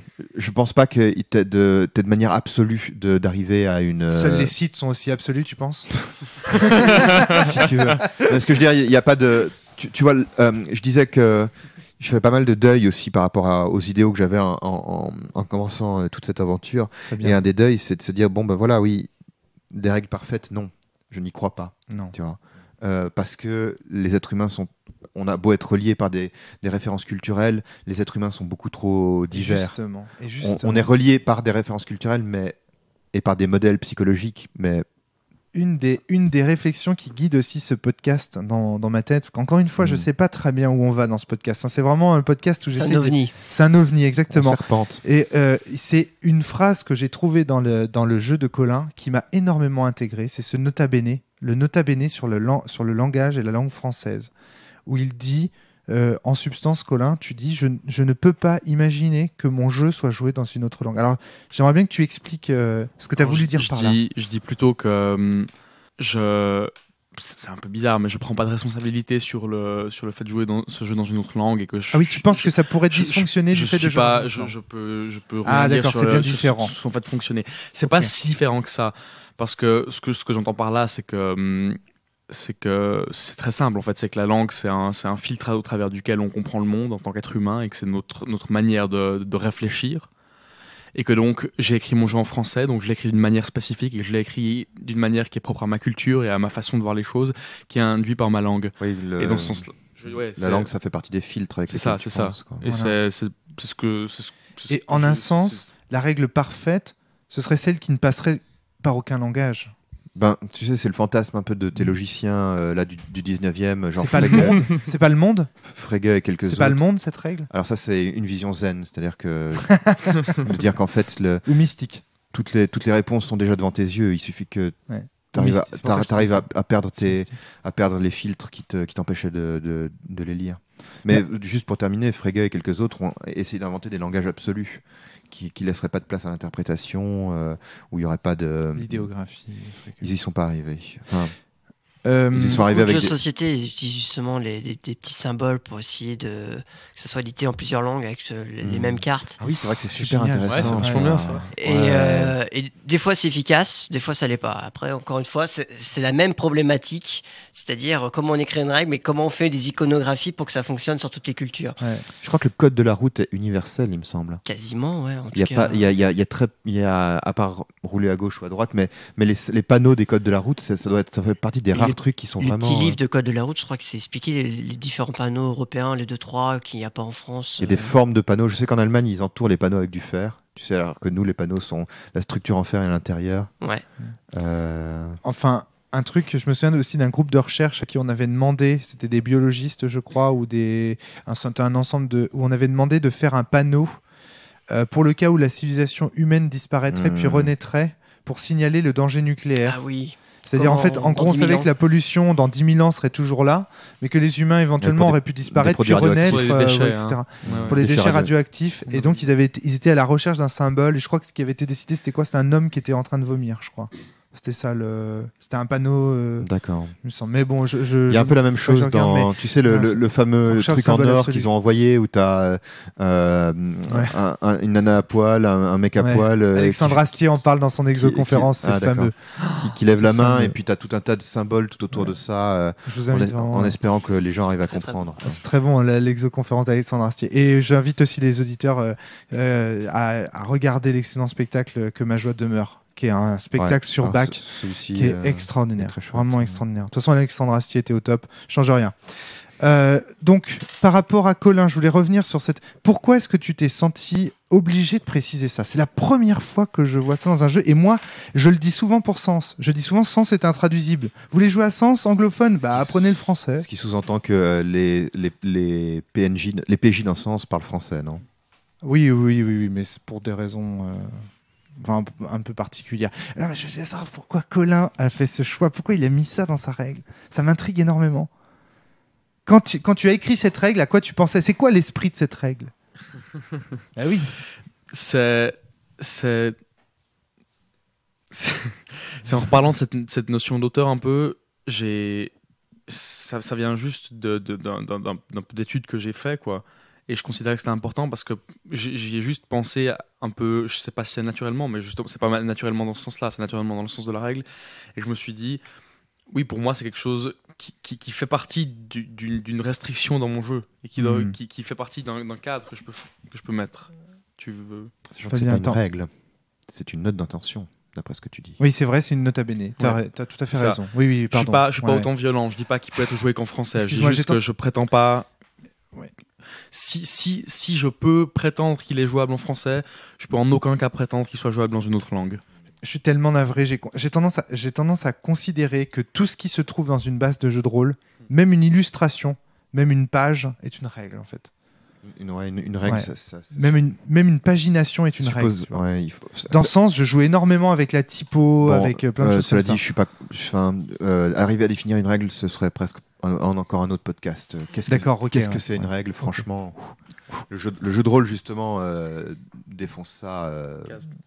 Il casse ce que c'est qu'une règle, justement, avec tout ce que je disais sur l'univers, sur le ton, sur les règles métanarratives, de narration, quoi. La manière même dont un jeu est transmis est une règle. Par exemple, dans Sens, c'est une règle que le jeu n'est transmis que par un livre. Tu ne peux pas le transmettre autrement. Il n'y a pas de PDF, quoi. Le jeu est écrit pour que ce soit un livre qui le transmette. Et la tentative de le transmettre via PDF a montré son échec. C'est-à-dire, le jeu échoue à réaliser son objectif s'il est en PDF. C'est fou, quoi. Enfin, t'as des trucs... Alors, et donc, pour revenir à cette phrase de Wittgenstein qui dit « Je pense souvent avec ma plume parce que ma tête ne sait pas ce que ma main écrit ». Il y a ça on trouve ça dans les remarques mêlées. Et je trouve que quand je suis auteur de jeu... Non, mais pourquoi je dis ça te fait sourire, Jérémy. Quand je suis auteur de jeu, c'est très souvent ce qui m'arrive. Et là, Fabien va dire, oui, tu vas encore me sortir de la magie, de la tarte à la crème, c'est juste l'inconscient. L'inconscient, c'est pas magique. Ça ne veut pas dire que c'est pas mystérieux. Oui, c'est très mystérieux quand même. Ça ne veut pas dire que c'est pas mystérieux et que c'est pas fascinant. Hein, je veux dire, mais c'est juste... Oui, il y a à mon avis quand même des manières d'expliquer ça, si tu veux. Ouais, voilà, c'est ça. On s'entend bien. C'est un peu le Mulder et moi Scully de... Ouais, c'est exactement ça. De l'inconscient. On s'entend bien. La magie pour toi, c'est un événement sans cause. Ouais, par exemple. Voilà. Et tu sais ce que je recherche. Oui, le miracle, bien sûr. Qui est l'événement sans cause. L'événement sans cause. Bon. Mais l'écriture des règles en trouvage, je trouve que c'est un exercice très mystérieux. Enfin, voilà. Et ce podcast tourne autour de cette idée. Ça te fait sourire pour Jérémy, pour quelque chose de particulier, Jérémy? De quoi donc? Ce que disait... Le fait que je pense avec la main. Oui, non, ça me fait sourire. Tout simplement la phrase. Tu sais que je suis pas le seul. Hein. Mais Shigeru Miyamoto, par exemple. Après, c'est pas une critique, un jugement, quoi que ce soit, parce que vous êtes auteur et moi je le suis pas. Donc j'ai pas connu cette sensation. Mais justement, comme je connais pas cette sensation, ça me fait bizarre d'entendre cette phrase. Est-ce qu'il y a des gens en jeu de société qui disent la même chose? Parce que tu vois. En jeu de société, j'ai l'impression qu'il y a un rapport beaucoup plus rationnel à la règle, tu vois, justement non mystérieux d'une certaine façon à la. Il faut que ça soit limpide. Ça, c'est sûr. Voilà. Alors que en jeu de rôle, voilà. À la limite, c'est là que c'est différent. Tu pourrais presque avoir des règles obscures, quoi. Mais est-ce que du coup, face à mon exemple que j'ai tiré au départ, c'est-à-dire à mon groupe de jeunes en fauteuil roulant, est-ce qu'il fallait relire la règle ou se dire non, allez, c'est bon, on est parti, on continue la règle telle qu'on la connaît et puis on fait à notre sauce? Ben justement, ça dépend ce que tu veux faire. Est-ce que tu veux que la partie fonctionne? En fait, il faudrait presque faire un vote et dire, vous voulez quoi? On continue à jouer au jeu comme ça ou... Qu'est-ce qui se passe? Il y a un aparté. Vas-y, pose la question dans le micro. Non, mais j'ai un souvenir très très vague d'un jeu de rôle dont j'en aurais entendu parler durant un podcast, je crois. Et les règles ne sont pas écrites directement, ou bien la partie, ou bien c'est juste une partie qui est décrite, ou quelque chose comme ça. C'est le jeu de rôle de Thomas Munier, S'échapper des faubourgs, dans lequel on a juste la description de 2 joueuses qui jouent au jeu. Et c'est tout. Voilà. C'est pour revenir à ce truc de... Et là, il y a encore des trucs presque de... Enfin, bon. Il y a des machins de Wittgenstein sur lesquels il faudrait qu'on pose des questions à des philosophes analytiques, tu sais, sur l'histoire de... le dilemme de la règle. Il me semble que chez Wittgenstein, il y a l'idée que les règles n'existent pas, en fait. Parce que tu n'es jamais sûr de pouvoir vraiment les respecter. Mais qu'en plus, c'est une lecture très particulière de Wittgenstein. Il y a un seul philosophe qui l'a faite, qui est Saul Kripke. Kripkenstein. Le Kripkenstein. Ça, il faudrait qu'on y revienne. Donc, mais en tout cas, on sent qu'il y a chez Wittgenstein, en tout cas, ou dans la philosophie analytique, des choses extraordinaires à creuser pour nous, game designers. De règle, ça, c'est clair. Sûr. Ouais. Et voilà, parfois on atteint nos limites aussi parce qu'on n'est pas non plus des spécialistes. Quoi. Ouais. Mais voilà, enfin, Jérémy, il me semble que la réponse à ta question initiale, c'est il aurait fallu demander aux joueurs quel genre de partie ils avaient envie de mener et avec quelles règles. Ah, mais Et c'est compliqué. c'est ce comme moment où question. les joueurs deviennent auteurs eux-mêmes, parce que c'est eux-mêmes qui vont légiférer sur l'esprit de la partie qu'ils ont envie de mener. Ce qui veut dire aussi que Vous savez, c'est comme quand on se met d'accord au une départ. des, Pardon, excuse-moi, une des Fabien. conclusions de ce podcast, pardon, je te coupe. Une des conclusions de ce podcast, c'est, tu vois, on dit souvent, oui, en jeu de rôle, on sait jamais si c'est les auteurs, si l'auteur c'est le meneur de jeu, les joueurs ou l'auteur. En fait, une des conclusions de ce podcast, c'est, alors c'est particulièrement prégnant en jeu de rôle, mais c'est vrai aussi dans le jeu de plateau finalement. Oui, tout à fait. Dans le jeu de société en général. Tout à fait. Dans le jeu sans doute en général. Mais là, sauf qu'il n'y a pas un meneur, mais il y a un animateur, il y a un présentateur des règles. Moi, j'ai vu plein de présentateurs. Oui, ou même la manière dont les gens acceptent de jouer entre eux, tu vois. Tout à fait. Moi, j'ai vu plein de présentateurs de règles faire des entorses aux règles parce qu'ils disaient, avant même qu'on débute la partie, devant des joueurs qui ne connaissaient pas le jeu, cette règle-là, elle fonctionne pas, on l'a testée, donc je la vire et je joue comme ça, comme ça, comme ça. Donc ça veut dire que finalement, ces problématiques, elles se posent aussi. Et j'avais un autre élément sur lequel je voulais revenir. Se poser la question de l'esprit, de qui est détenteur de l'esprit dans le jeu de rôle, c'est exactement se poser la question de qui est responsable du succès de Don Juan quand je sors d'une pièce de théâtre. Est-ce que c'est Molière ? Est-ce que c'est le metteur en scène ? Est-ce que c'est cet acteur donné, etc. Ça n'a pas de putain de sens, ça n'a pas de sens. Parfois, c'est tout le monde, c'est un enchaînement ou causal. même parfois, ça peut avoir un sens très précis. C'est vraiment, et tu peux aussi te dire, ben non, c'est un contexte social dans lequel résonne, tu vois, Don Juan, parce que ça arrive à un moment où tout à fait. Collectivement, on se pose des questions sur le rapport à Dieu, ouais. sur. Tout à fait. Et tu vois, ça répond quelque part à quand on nous accuse d'être des tyrans. Non, c'est juste que on veut que notre livret il soit bien respecté. Enfin, parce qu'on a quelque chose à dire. Voilà, il veut qu'on ne change pas les mots dans le livret. Par contre, ce que va en faire le metteur en scène, on s'en fout. Ce qu'on veut, c'est qu'il respecte notre livret. Ouais, ça, à mon avis, c'est encore un autre débat. Je suis pas d'accord avec ce que tu dis. Mais... J'essaye de faire une analogie, si tu veux, pour qu'on comprenne. C'est que tout ce qu'on dit, c'est le metteur en scène, il a pas. Tout ce que je dis, c'est que j'ai réfléchi à mes règles et que. D'accord, ok. C'est intéressant aussi. Prenez-les au sérieux. C'est pas des règles comme le jeu de rôle traditionnel ou avec la fameuse règle d'or. Si ça vous amuse pas, changez-les. Non, j'ai réfléchi à mes règles, donc. Respectez-les et faites-moi confiance. Alors c'est une très très bonne manière en fin de compte, si tu veux, oui, évidemment que vous pouvez changer les règles, je suis pas derrière vous, enfin, il y a pas Fabien Hildine dans votre salon chaque fois que vous faites du jeu de rôle. Mais ce qui m'énerve là-dedans, c'est que tu dis que tu y as réfléchi. Moi, je dis que je ne réfléchis pas, justement. Je sais pas d'où elles viennent. Oui, mais elles sont voulues. Tu les acceptes quand même quand tu publies ton jeu et tu te dis que cette règle a été au final... vois, tu n'as jamais écrit dans un sens, me semble-t-il, si les règles vous plaisent pas, changez-les. Non. Enfin, si les règles. Par contre, j'accepte volontiers que, au lieu de causer 3 dommages, tel répioïde n'en cause que 2 parce que pour l'équilibrage du jeu, je ne sais quoi. Tu vois, j'accepte volontiers qu'on modifie certains paramètres. Moi, à la limite, j'ai pas de problème à ce qu'on modifie mon jeu à partir du moment où justement on en connaît l'esprit d'une certaine manière. Tu vois, mais on tourne un peu en rond, oui, d'accord. Ouais. En tout cas. Je pense que tu as apporté une bonne conclusion, alors continue. Même sans parler. Excuse-moi, vas-y. Non, je disais, je pense juste que tu as apporté une bonne conclusion ou un bon mot de fin. Je pense que ça résumait assez bien. Ouais. Je dirais simplement, pour revenir à ce que tu dis, j'ai pas de problème à ce que vous changiez les règles à partir du moment où vous avez joué suffisamment longtemps et que vous avez creusé les trucs. Et c'est dans cet esprit-là que je change des règles quand je joue à Polaris ou à Bliss Stage. Tu vois, quand je dis à Polaris, pas plus d'un, mais seulement 6. C'est pour éviter c'est pour éviter des trucs que j'ai vus. Mais finalement, je respecte quand même l'esprit de. Finalement, en fait, Fabien, le comportement qui nous révolte, c'est celui des joueurs qui achètent des bases et qui ne prennent même pas la peine de lire le système et qui jouent directement avec leur système à eux. Non, pas du tout. C'est pas le comportement des joueurs qui me révolte. C'est le comportement des auteurs qui ont mal fait leur boulot, qui ont simplement pris un système et qui ne se sont pas posés de questions, qui n'ont pas eu une réflexion plus aboutie et qui obligent les gens à créer des. Les auteurs sont des joueurs. À créer des jeux après. Moi, ce que je dis, c'est que mon jeu tourne tout seul. Évidemment que vous pouvez, si vous avez envie après, modifier tout ce que vous voulez et rentrer dans la mécanique. Mais au moins, mon jeu ne demande pas de travail. J'ai parfaitement compris. Entendons bien. J'ai parfaitement compris ce que tu veux dire. Mais si justement il y a des auteurs qui n'en ont eu rien à foutre de leurs règles, c'est avant tout parce qu'ils ont été joueurs et qu'eux-mêmes n'en ont eu rien à foutre des règles. Je sais pas dans quel sens ça s'est fait. Moi, je suis pas révolté par les joueurs, je suis révolté par les auteurs. D'accord, voilà. Ok. Enfin bon, en tout cas. Dans la foule à poule, je m'arrête. D'accord, ok. Mais en tout cas, voilà. Au moins, si vous faites une première partie de mon jeu avec le système que je propose et que vous trouvez la partie dégueulasse, ça me révoltera moins que si vous jouez directement avec mon jeu sans l'avoir jamais testé. Parce qu'il faut quand même faire une première partie avec les règles du jeu pour en comprendre l'esprit, tu vois. À mon avis, plusieurs, parce que tu comprends pas rarement l'esprit d'un jeu. À mon avis, plusieurs, bien sûr, évidemment. Mais voilà, le mystère de... Enfin, c'est bien, c'est intéressant comme question. Curieux, ça pose des débats qui vont loin quand même. Un curieux podcast, mais voilà. Mais il y a quelque chose. En tout cas, il y a quelque chose autour de ces questions. Ouais.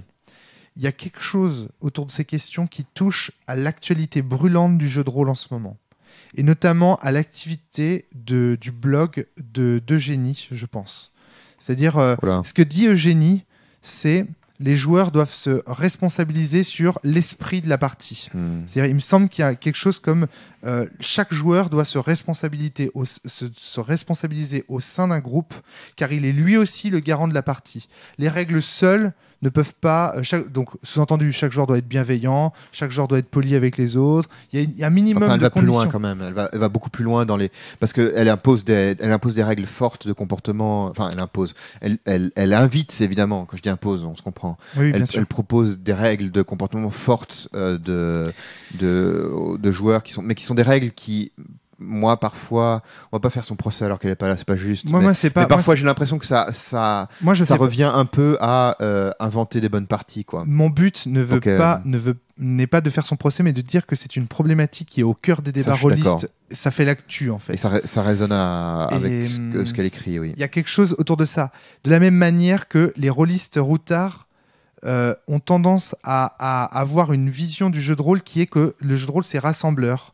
Par exemple, le GNS, ils ont eu beaucoup de rôlistes ont eu du mal à l'accepter parce qu'ils disaient non mais moi j'ai envie que chaque joueur, le narrativiste, le simulationniste, le ludiste se retrouve autour de la table et qu'ensemble on forme une grande communion, qu'on soit tous des amis.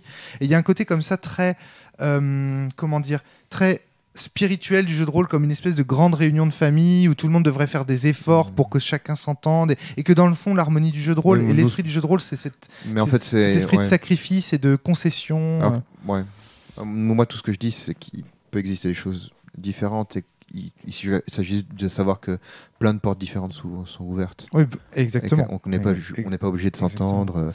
Mais c'est pour te dire qu'il y a un débat autour de qui a l'autorité sur l'esprit de la partie. Et c'est à mon avis... Alors là, on l'appelle l'esprit de la partie, mais je suis sûr qu'il y a des concepts qui seront beaucoup mieux, qui seront inventés dans l'avenir, ou peut-être... Je ne sais pas, mais en tout cas, il y a quelque chose qui est dans l'air là, qu'on essaye de capter, et que ce débat, en fait, on tourne autour, qui écrit les règles, pour qui on les écrit. Tout ça est très complexe. En tout cas, merci à vous d'avoir participé à cette expérience podcastique étrange. Merci. Podcast sans plan. Allez, on part comme ça sur une réflexion que Jérémy s'est faite dans sa ludothèque et on essaye de voir ce qui émerge quand on rassemble un créateur de jeu les mains dans le cambouis, des gens qui veulent vraiment des propos forts dans les règles et un joueur de jeu de société, enfin des visions, des approches différentes. Merci d'avoir participé à ce podcast. Merci à vous, auditeurs, de l'avoir écouté jusqu'au bout. Au revoir. À la prochaine. À bientôt. Tout le monde. Lui, il est en train de mourir. Fabien, on est en train de perdre Fabien. Voilà, c'est ça. J'ai fini de parler, puis je meurs. Voilà. Bonne nuit. Bonne nuit, Fabien. Au revoir. Au revoir. Bonne soirée à tous. Portez-vous bien. Surtout, jouez bien.